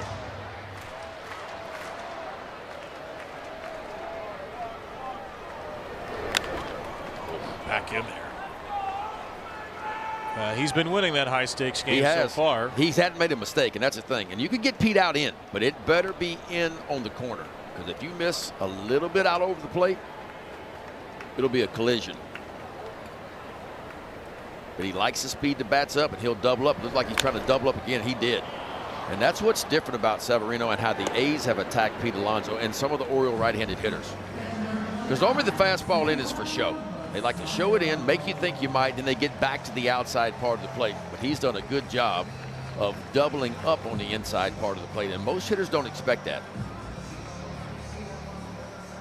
I wonder if that template, and I wonder if we'll see the Yankees try to do that with Pete. Well, you know, year. there's advanced scouts here. There always is. Every team sends their advanced scouts out to check on the other team, how they're working certain batters. And if that's the case, it'll be up to Pete to try to adjust back. The Yankees pretty well in the Bronx. A couple of home runs there. 2-0 from Samuel Basallo. It's a 1-1 game in the 6th inning. The Orioles run in the 3rd. Beavers doubled. Wilson walked. Alexander with a sac bunt. Henderson an infield hit. 2-0. Basallo tags one to right center field. That ball gets down and off the base of the wall. I mean, he is hitting pitches that are about as close to his neck as they are the strike zone, and hitting them with extreme force. It is scary. I mean, it's scary right now. 107 off the bat. It doesn't look like he is swinging that hard, but for a big guy and 21 years old, watch him go up top shelf. Top shelf and just flattens this swing out. Look how quiet that is. And I love where he is right now. It's not a big high leg kick. He's getting his foot down early, and then he's letting the gift that he has, which are very fast hands, work from there.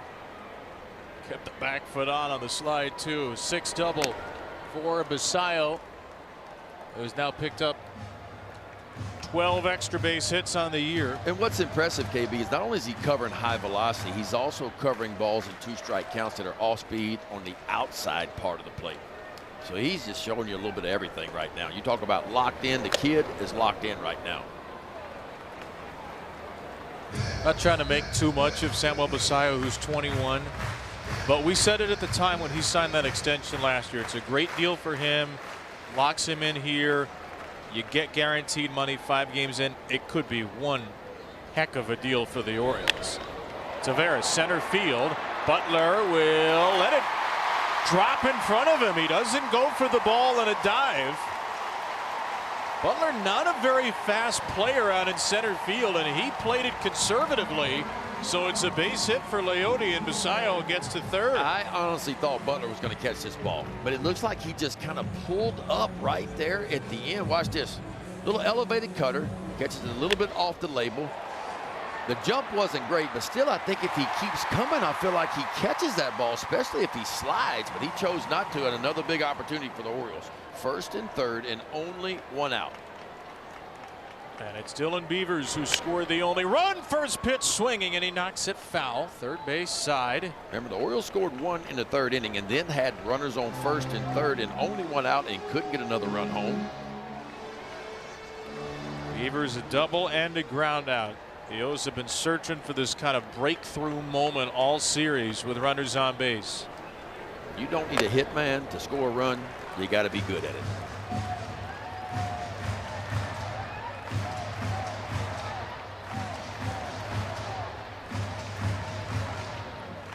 33rd game of the year. Dylan has only knocked in 11. Can he come through here against Severino, who snaps the throw on Leote Taveras? A double for Basallo, and then a little soft single for Taveras as the A's have Justin Sterner up in the bullpen. Here's a 1-1. Swing and a foul tip for strike 2.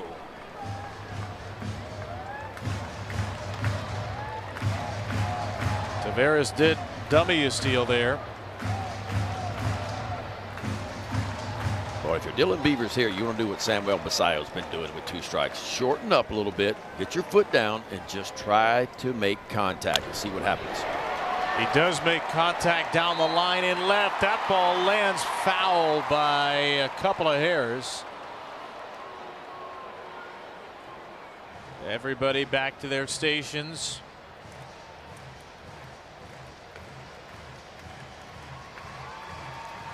Boy, that wasn't by much. Maybe a ball, foul.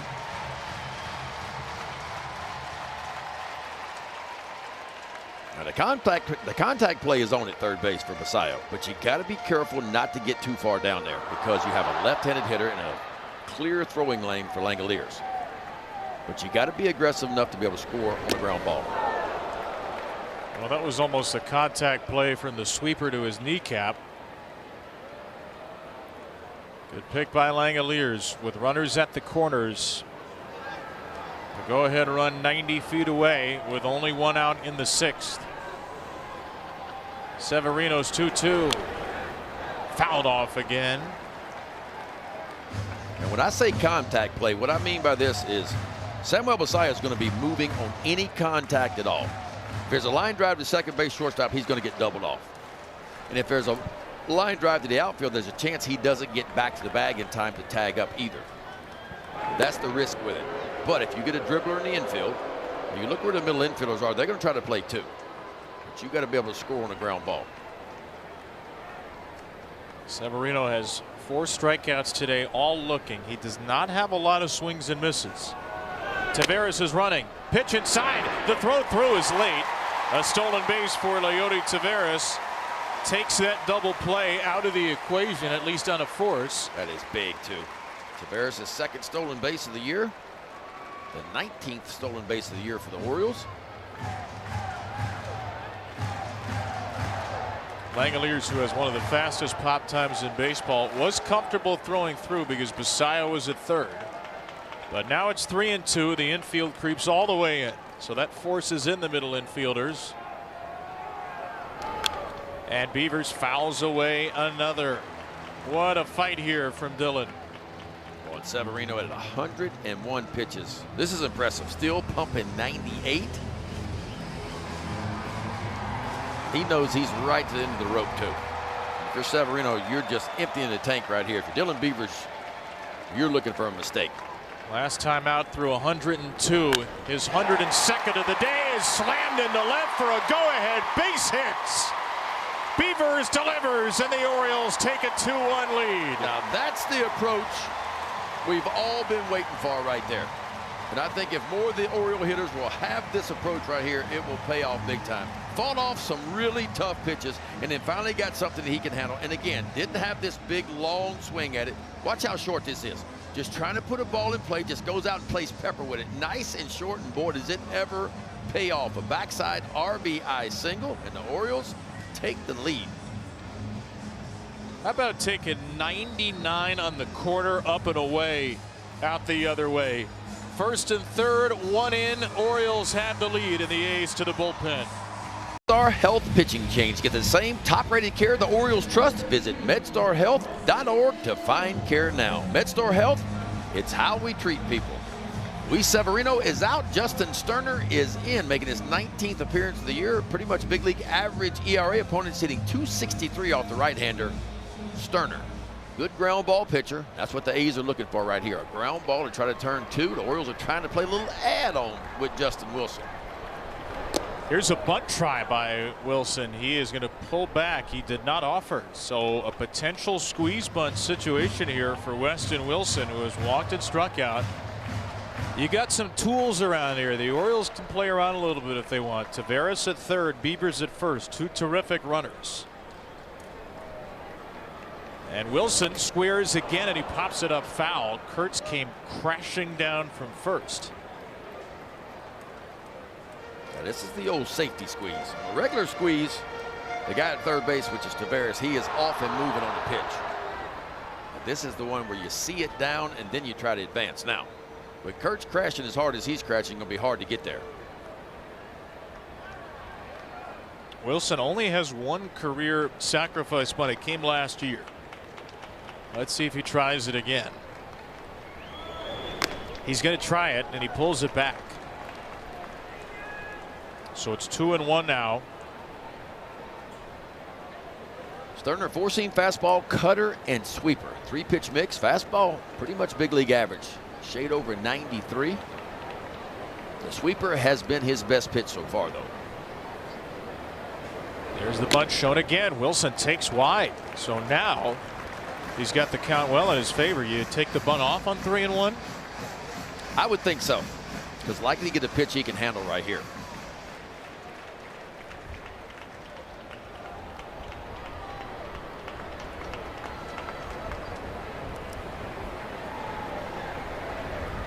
He's showing still, and ball four.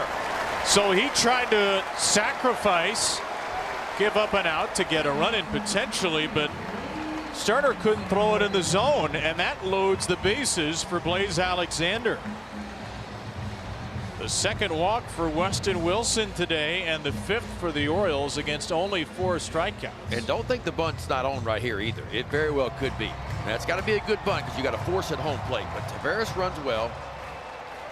Blaze Alexander handles the bat really good. He's got a sac bunt today. Strike to Blaze. Wasn't, but he didn't want to risk losing the Orioles' second challenge. Bases loaded career, not a lot of at-bats, but does have a slam, and he's 4 for 10. Alexander takes one a little off the plate. Making sure with Carlos Torres it was wide. It's 1-1. Taveras and Beavers and Wilson are the 3 on base. The last 4 Orioles have reached after a leadoff ground out from Alonso. Swing and a miss. A Sterner sweeper. That's his pitch. Henderson waiting his turn. 2 for 3 day, a couple of singles and an RBI for Gunnar. Severino tied a season high 103 pitches. Those knock him out in the 6th. Sterner trying to get out of this jam now, and he strikes out Blaze Alexander. That's a big step toward doing it. There are 2 away for Gunnar. Man, he just took 93, pretty much poured it right down the middle, kind of right at the bottom of the zone. Just gets it by Blaze Alexander. It's a 2-hit game for Gunnar Henderson. Meanwhile, a couple of ground ball hits and a hard line drive out. Gunnar takes a backdoor cutter. Gunnar 2 hits last night, 2 hits today.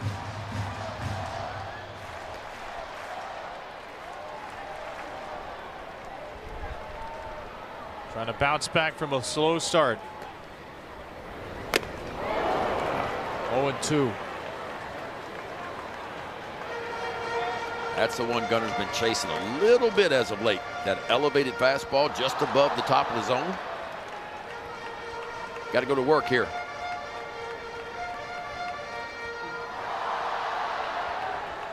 He's certainly been better in 2-strike counts of late. He's been in a lot of them all year. 0-2. Struck out swinging, and that'll do it. The Orioles leave the bases loaded, but Beavers does put a lead on a 6th inning RBI single by Dylan Beavers after Samuel Basayo double. And Chris Bassett has a lead for the first time. Once he retired 8 in a row now is Bassett. His first bat of the game was Soderstrom. He got a double, a single behind him, a sac fly. But since then, Bassett has been outstanding. Yeah, that double was the only extra base hit of the game. A's only have 2 hits against him in 5 innings of relief. Keegan Akin was perfect as the opener. Well, I know he didn't have the curveball his last time out, but he is spinning it pretty good today.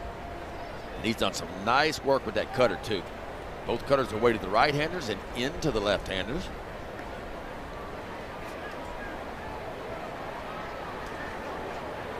A's first step out of the game takes a low strike. Oh, I think that was low, too. Yeah. He was right with his first instinct to challenge, but he decided to hold up. And he would have won it. That's one in the 7th inning. The A's certainly would have been okay with him challenging. A's in for the injured Jacob Wilson.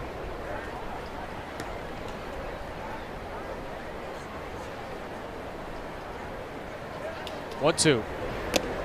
Struck him out swinging. Love it.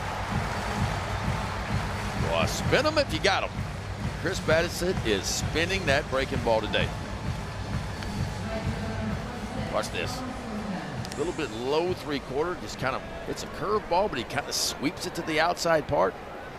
Because I've noticed that about Bassett. He looked like he'd drop an arm slide every now and then and give you a little bit different look and take a breaking ball, make it go straight down sometimes, and then he can drop a little bit and kind of sweep it across the zone. Carlos Cortez will challenge this first pitch. The batters have challenged the call of strike. Carlos Torres has to take out his mouthpiece. ABS powered by T-Mobile. What's the call? It's a strike. Call is confirmed. The Athletic have 1 challenge remaining. That's all you need. So each team is down to 1 challenge. Cortez has the Athletics' only RBI of the game.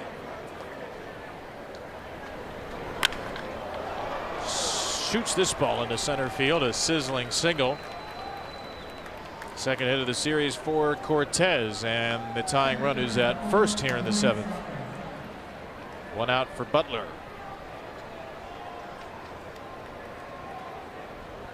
Double barrel action. Nunez on your left, Wolfram, the left-hander, on your right. Both of them well rested.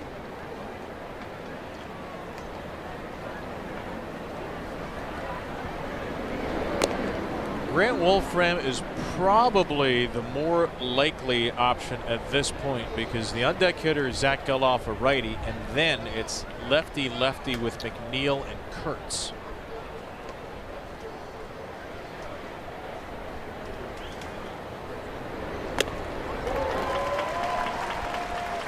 Reasons to figure that Chris Bassitt will face two more batters in Butler and Geloff, and he probably knows it. Butler has grounded into a fielder's choice to first and struck out swinging. Wow. Big hook again, and Butler is off balance. Tell you, that's the difference maker because of the difference in speed again. Fastball's 91, curveball is 71, and that is such a big difference in speed for a hitter to try to make up. Athletics have swung at the curveball 10 times. They've missed 6. So, Ben, it's been a lot more dialed in today. You heard Chris Bassitt talk about it after his last start. Well, he fixed it. Whatever the problem was, it appears to be fixed. He said, I need my curveball for the most part after struggling in 4 innings. And when I can't land it, usually I stop throwing it. And when I stop throwing it, it's obviously not usually a good outing. Right. He becomes predictable at that point because that's his way of changing speeds and upsetting timing. 6'5" Bassitt, all arms and legs and elbows and curveballs and cutters, sinkers. Spins a two-seamer fouled away by Butler. And it's not often you see somebody that late on 92.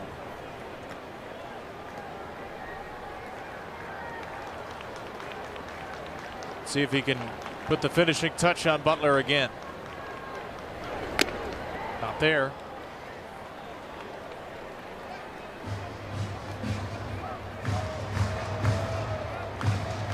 Three and two. Cortez at first. Well, he'd be off and moving here. And he's a pretty slow runner, and he has not attempted a steal. Let's see if the A's want to be a little aggressive. Cortez did not have a big lead.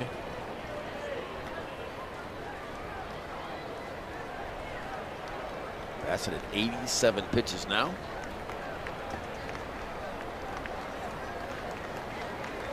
The end is near for his outing. Will it be a winning end? 3-2. Fouled away a curveball. Just a big loopy payoff pitch.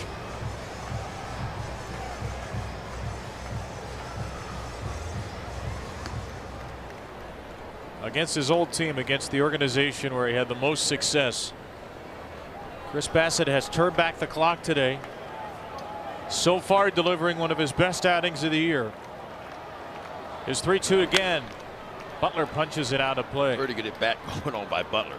He spoiled some good fastballs, some good breaking balls. Starting with a changeup, then went to the cutter, curveball, cutter. Back to the sinker, curveball, or then cutter, curveball, sinker again. So a little bit of everything. He hasn't doubled up yet. It'll be a ninth pitch to Butler. Rounded foul on a cutter. Nice play it off the tarp down there. Well, if Bass could get his changeup just kind of down and away, he could get the result he's looking for.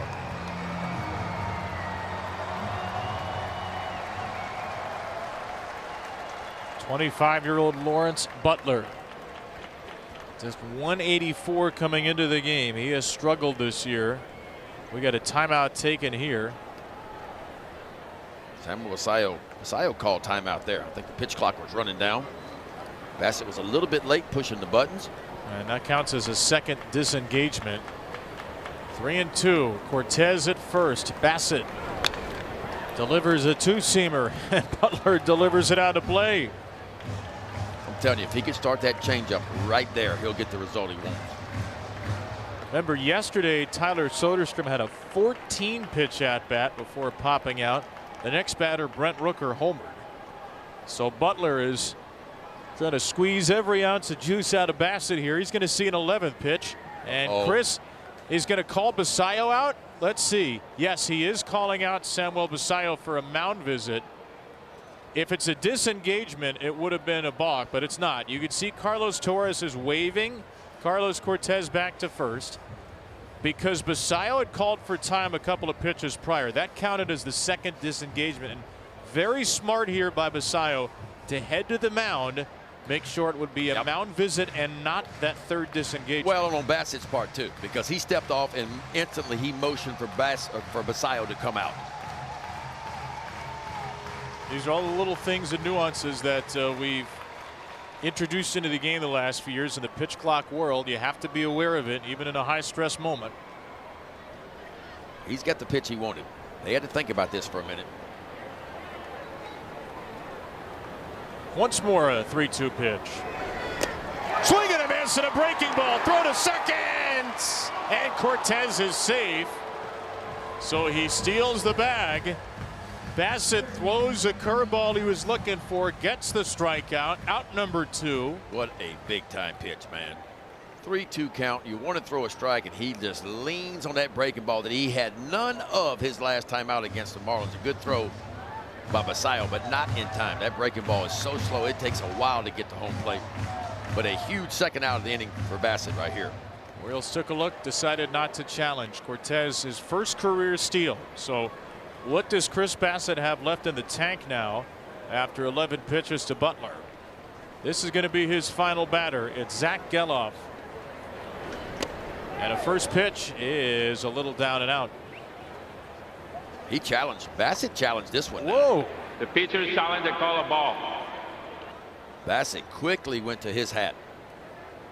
Yes, And he knew was it. right, too. He knew it. Ball is overturned. The Orioles have 1 challenge remaining. He knew, man, when that ball left his hand, he knew he had thrown the perfect breaking ball down and away. Called the ball, and he instantly went to his hat. How about that? The rare pitcher challenge. Bassett's second challenge of the year. He's 2 for 2.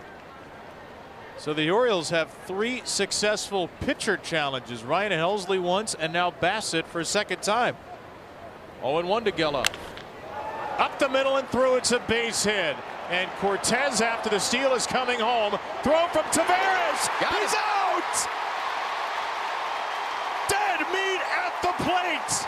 Big time throw by Taveras. Chris Bassett missed the spot and paid for it with a base hit, but the ball was hit so hard out to Leody Taveras in center field, and man, he came blistering in, and it felt like all in one motion. Grabbed it, and watch this throw, folks. You talk about on line and with some pace to it. Watch this. Let it go, big fella, and boy, he does, and I mean a perfect one-hopper. Little collision at home plate, and Samuel Basayo will win that one every time.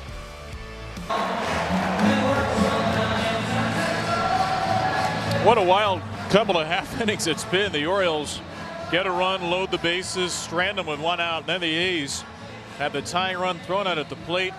Leody Taveras with an absolute dart from center field, 94-mile-per-hour throw right on the money to get Carlos That was Cortez. perfect. I know this Oriole defense has struggled a little bit this year in some situations, but not in that one. In a big moment right there, a chance to tie the ball game. We'll take a look at it right here. Watch how quickly he comes in.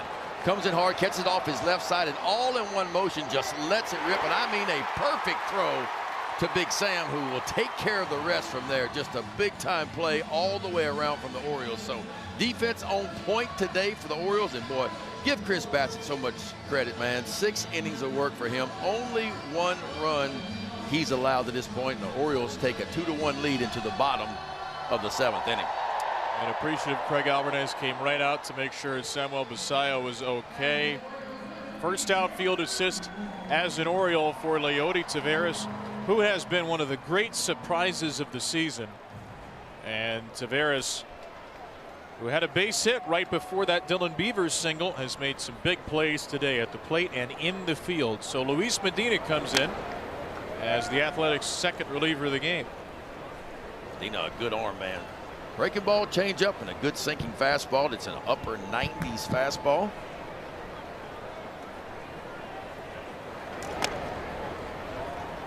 And he's ahead of Taylor Ward, 0-2. Justin Sterner, one heck of a job.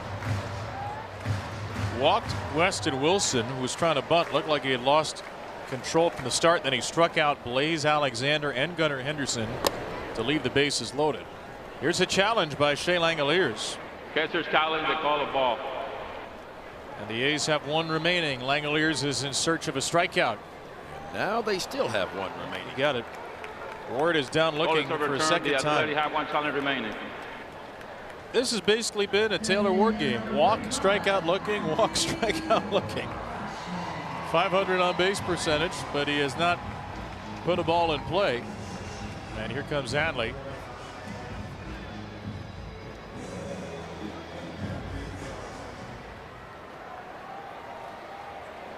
Rutschman strikeout, line out, fly out today. Almost broke the game open in the 5th. By the way, you starting to feel a little chill in the air here? I am. And it's also clouding up a little bit. Yeah, we better hurry up and get this thing finished. You know, it would be great about an Orioles win. There'd be no bottom of the 9th if they can hold this lead. Let's hope it stays that way.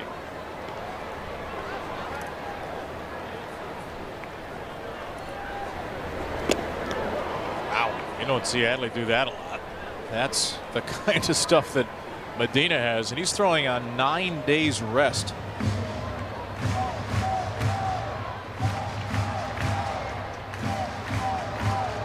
A's bullpen in the last 8 games, a 9.52 ERA, 22 2/3, 24 earned runs. But they've been good in this series, and that's just wicked. Wicked stuff from the last guy in the bullpen.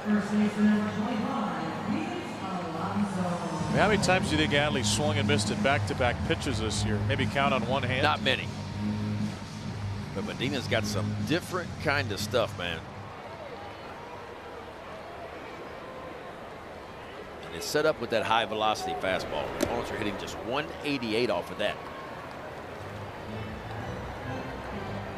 Traded from the Yankees to the A's in 2022 at the deadline. Didn't pitch last year due to 2024 Tommy John. A swing by Pete there, according to Nate Tomlinson. It's 1-1. Medina was actually traded in a deal that included Lou Trevino, who was DFA'd by the O's after pitching yesterday. Frankie Montas went to the Yankees. Trevino, Medina, J.P. Sears, Ken Waldichuk, and Cooper Bowman went to then Oakland. Well, there's Anthony Nunez. A little bit surprised by that. Well, given the lefties coming up and the fact that Grant Wolfram was up.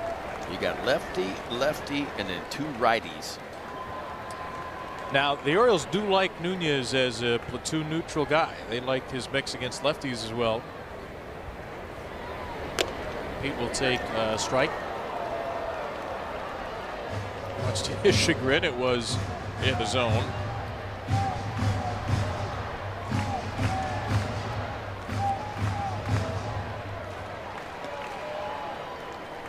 Also just 1 for 11 in this series, the 1 a homer.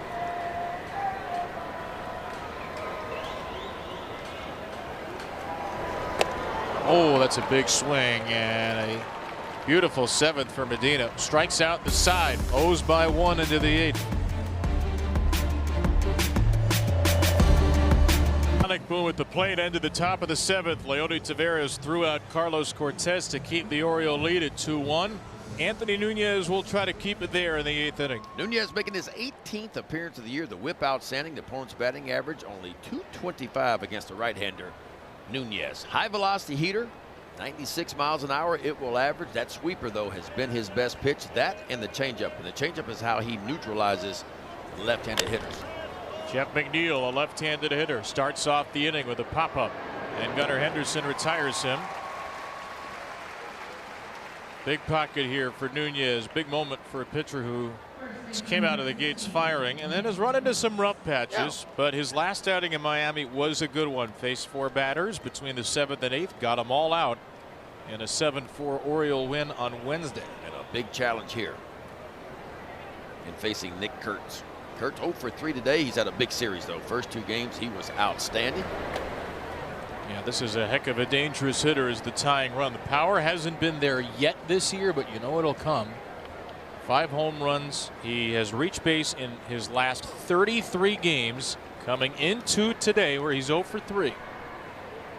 A 1-0 from Nunez to Kurtz is up and away.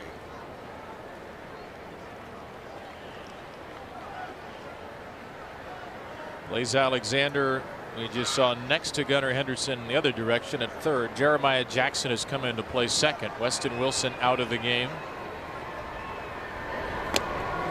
Wilson did his job at the plate today. Walked twice in 3 plate appearances and played a clean 3rd. And how about Chris Bassett? Best outing of the season for him.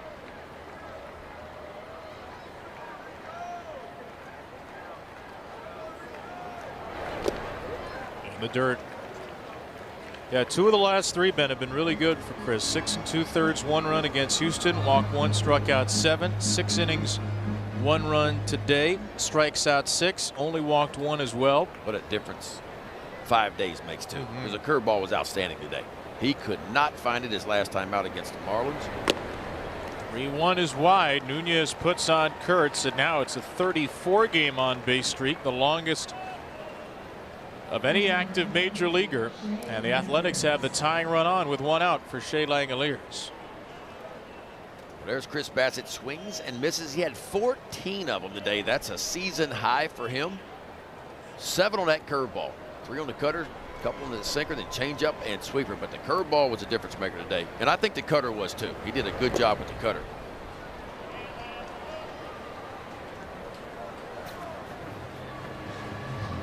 Well, this is a big-time batter here, Shea Langeliers.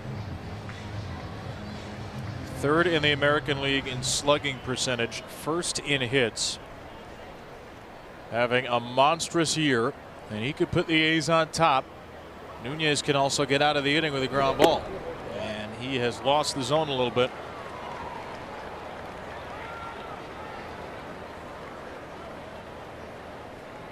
Nobody is warming in the Oriole bullpen. Very high trust factor Greg Albert has to Anthony Nunez early on, a guy who was a surprise inclusion to the roster.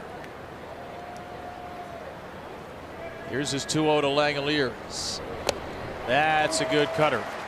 Not a pitch he's thrown a lot, frankly. Yeah, remember Nunez was sent down from spring training, what, a couple of weeks before the end of spring training? Most people thought he didn't have a chance. The Orioles pivoted at the last moment, and he made the club. A couple injuries helped get him on the roster, and he is stuck. There's the good sweeper. That's how you climb back in the count, too.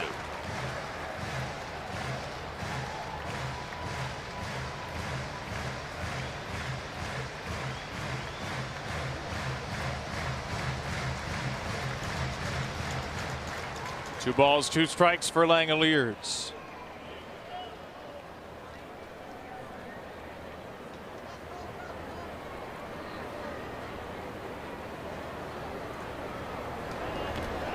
Way outside, no chance for Basayo.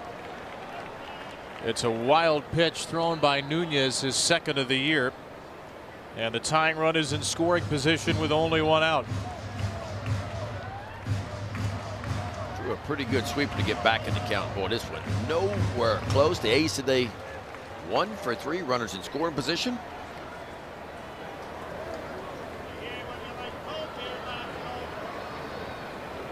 Big 3-2. That's nowhere close either. 3 straight sweepers, and Nunez has walked 2 in a row.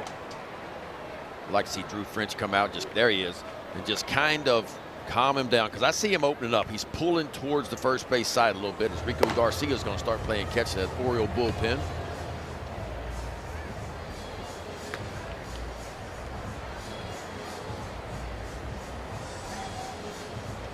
Seven walks now, 18 1/3 for Nunez. He's no different than other pitchers. 2 things pitchers fight the most: balance over the rubber, getting the balance point. The other thing is driving a straight line and keeping your shoulders, your front shoulder in the catcher's mitt as you go down the slope. And right now I see Anthony Nunez just kind of opening up, drifting a little bit open. And when you do that, a lot of times you will pull the ball like he's doing to the outside part of the plate.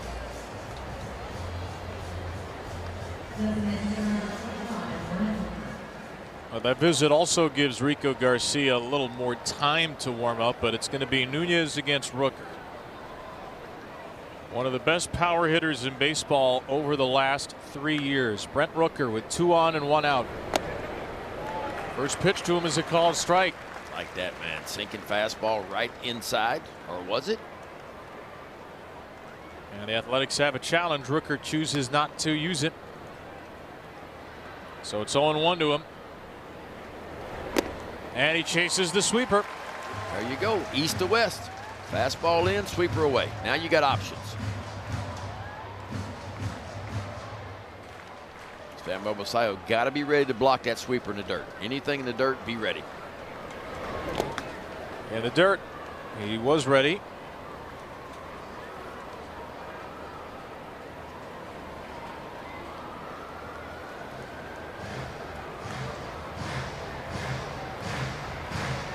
The Orioles trying to avoid a sweep and a 3-game losing streak. Get back to winning ways with the Yankees coming into town from Milwaukee. Kurtz the tying run. Langeliers the go-ahead. Rooker takes. A's are mostly not chasing that sweeper, which has been the put-away pitch all year long to righties. Well, it's a ball out of the hand right now, and that's why they're not chasing it. If he could get one and start it over the plate a little bit more, he might get that swing and a miss. He got him on the fastball. Wow. And a fastball that really wasn't that close to the strike zone either. You normally don't see Brent Rooker chase a lot of those, especially the fastball. Looked like he tried to go up with this one, but again, a slight pull. It works just fine.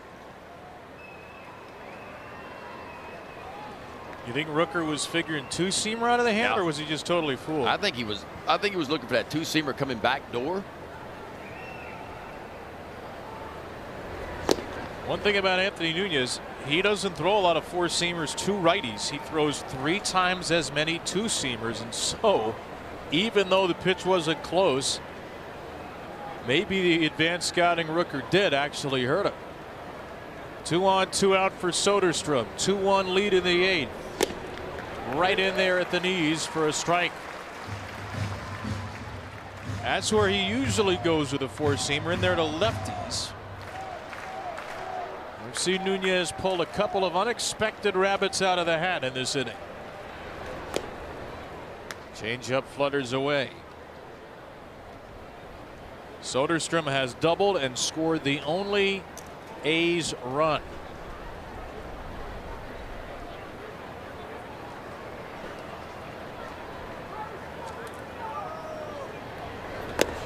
Swing and a miss. Throw through to second by Basayo is on the wrong side of the bag. Kurtz dives in, and it's 2-2 on Tyler Soderstrom.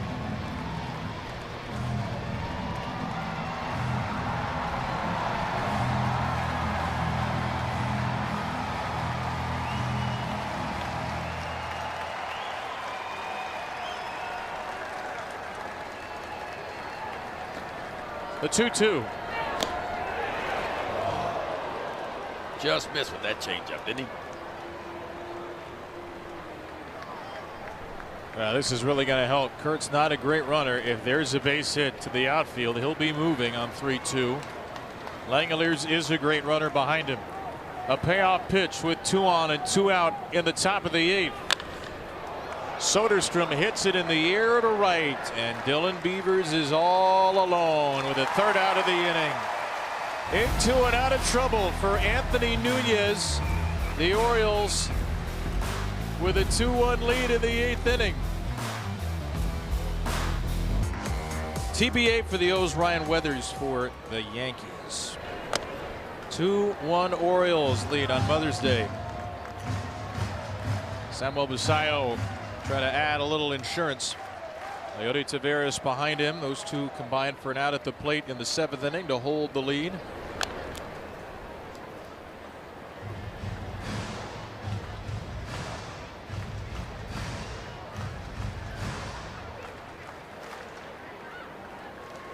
It's a big escape by Anthony Nunez in the 8th inning. Walking 2, but getting out of a jam with 1 out, strikeout, fly out.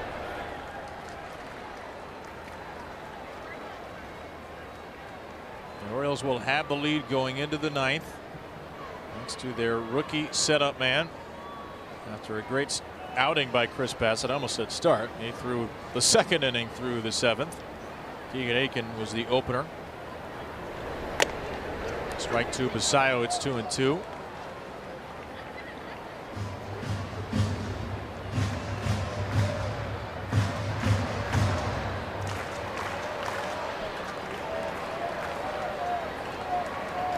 There's Anthony Nunez. Now, I don't know, some eagle-eyed viewers, some of whom may be adept lip readers, may have noticed Anthony mouthed something to the camera there.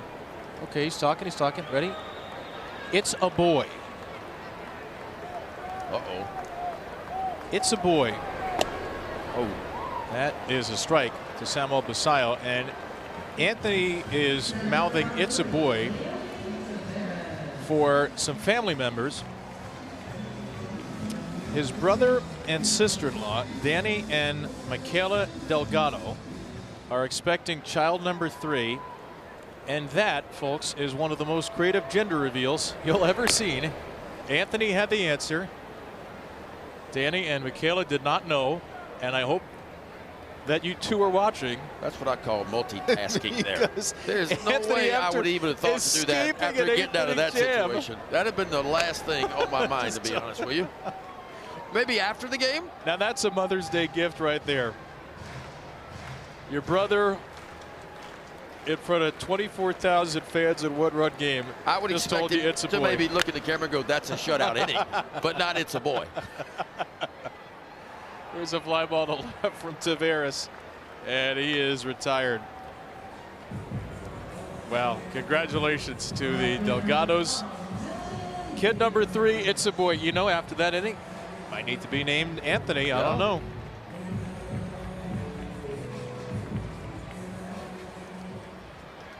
Here's Dylan Beavers, who's doubled and singled in the game. Scored the first run and knocked in the second. At the moment, the game winner. First pitch swinging, little pop fly to left, and Soderstrom gets to it. It's going to be Rico Garcia searching for a save in the 9th in a 1-run game. You are. Thank you. That's so good, isn't it? Rico Garcia looking for save number 3 on the year, making his 19th appearance. Those numbers, he has been outstanding, to say the least. 17 innings of work, 19 strikeouts, 6 walks, opponents hitting .020 against Rico Garcia. That'll be 1 hit in 17 innings. That's pretty good. Pinch hitter Jonah Heim leads off the 9th inning.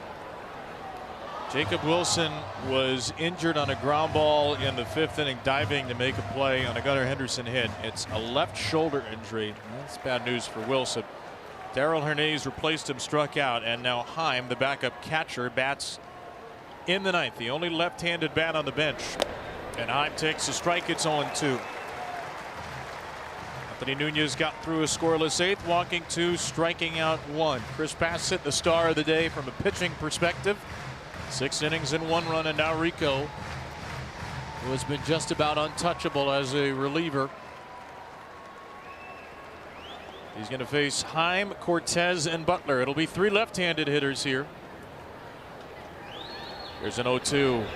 Struck him out, swinging, changeup. Boy, that's what you call missing in a good spot right there. Because Samuel Basallo was clear to the other side of the plate, looking for that changeup down and away. Instead, it's down in. Look where Basallo is. Once it off the outside edge, that's a big miss. But boy, that's missing in the right spot. Even his misses are hits. 10 Ks for Oriole pitching. Garcia to Carlos Cortez. There's just something about that changeup, one of the highest spin pitches in baseball, and hitters have had such a difficult time recognizing it, separating it from his other pitches. That changeup spins 2,400 plus RPMs. Average on a changeup is around 1,800 to kind of give you an idea. And typically, the less it rotates, the more it normally moves. But not with Rico Garcia. It's a high spin rate and still kind of like Devin Williams. Devin Williams' changeup kind of does the same thing. Double barrel action for the A's. Krisky and Barlow. 3-0 for Cortez now. Only 1 hit allowed by Garcia and 58 batters faced. He has walked 6, so there are a few more base runners than just the 1 hit. The 3-0. Another miss of the target of Basallo is called a strike, but that actually was ball 4. Cortez should have challenged. Looked like it was inside to me. 3-1 coming. Fly ball out of play. Michael Massey's home run off of Garcia April 21st was the first hit he allowed. It's been that was on a changeup too. Yeah, throughout 3 weeks since, and he hadn't allowed another one. Hoping to keep that alive against Cortez, who does have some good power. They see that changeup right here. Fastball instead, shot to center, and Taveras is there. Not a lot of balls hit that hard against Rico, but Leote, who has maybe the game-winning outfield assist, was on the spot. He was positioned perfectly, was Taveras.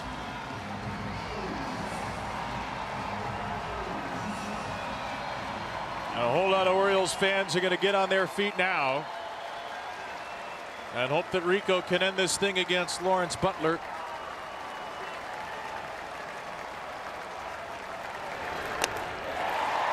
Changeup. Saw the shout out earlier to Mom Geslin. Certainly already made Mom awfully proud. Trying to add one more accomplishment to a growing list. Basayo looked like he was surprised to not hear a strike call there. He didn't challenge, though. It's 1-1.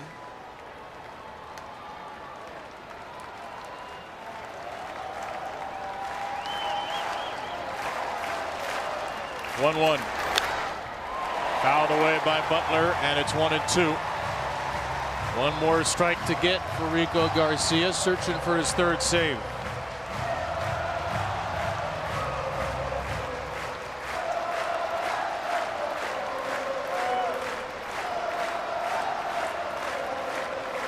For a Mother's Day victory. Just inside.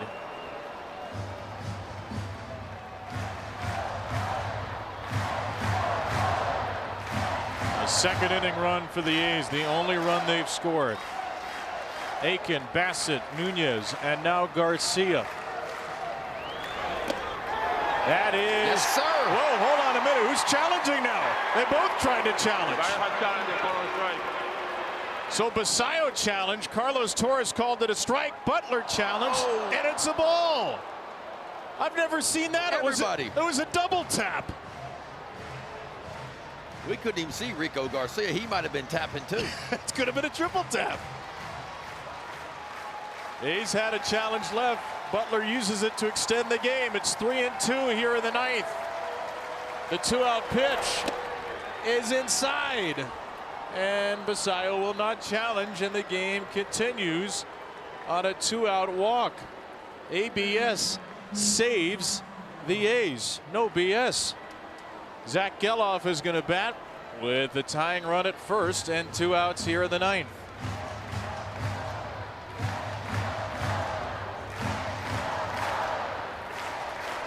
Geloff thought he tied the game in the 7th with a base hit, but Cortez was thrown out. And somehow Basayo got to that slider on ball 1, holding Butler. That was good. Could have put the tying run in scoring position, but Basayo picks it to the backhand side. The A's do have a couple of pinch runners, Colby Thomas and Brett Harris, who are faster than Butler by sprint speed, but they don't come into the game here. The 1-0. Geloff pops it up. Jeremiah Jackson and Gunnar Henderson there. Gunnar the call. Gunnar the catch. Garcia the save. And the Orioles the win. Big time win. Boy, the Orioles needed that one bad, and they got it too. Outstanding pitching performance from the Orioles today. Keegan Aiken in the opener role, 1-inning pitch, shutout baseball, 2 Ks. Chris Bassett, arguably his best outing of the year. He works 6, gives up 1 run, strikes it out 6. Anthony Nunez does his thing. Rico Garcia behind him from an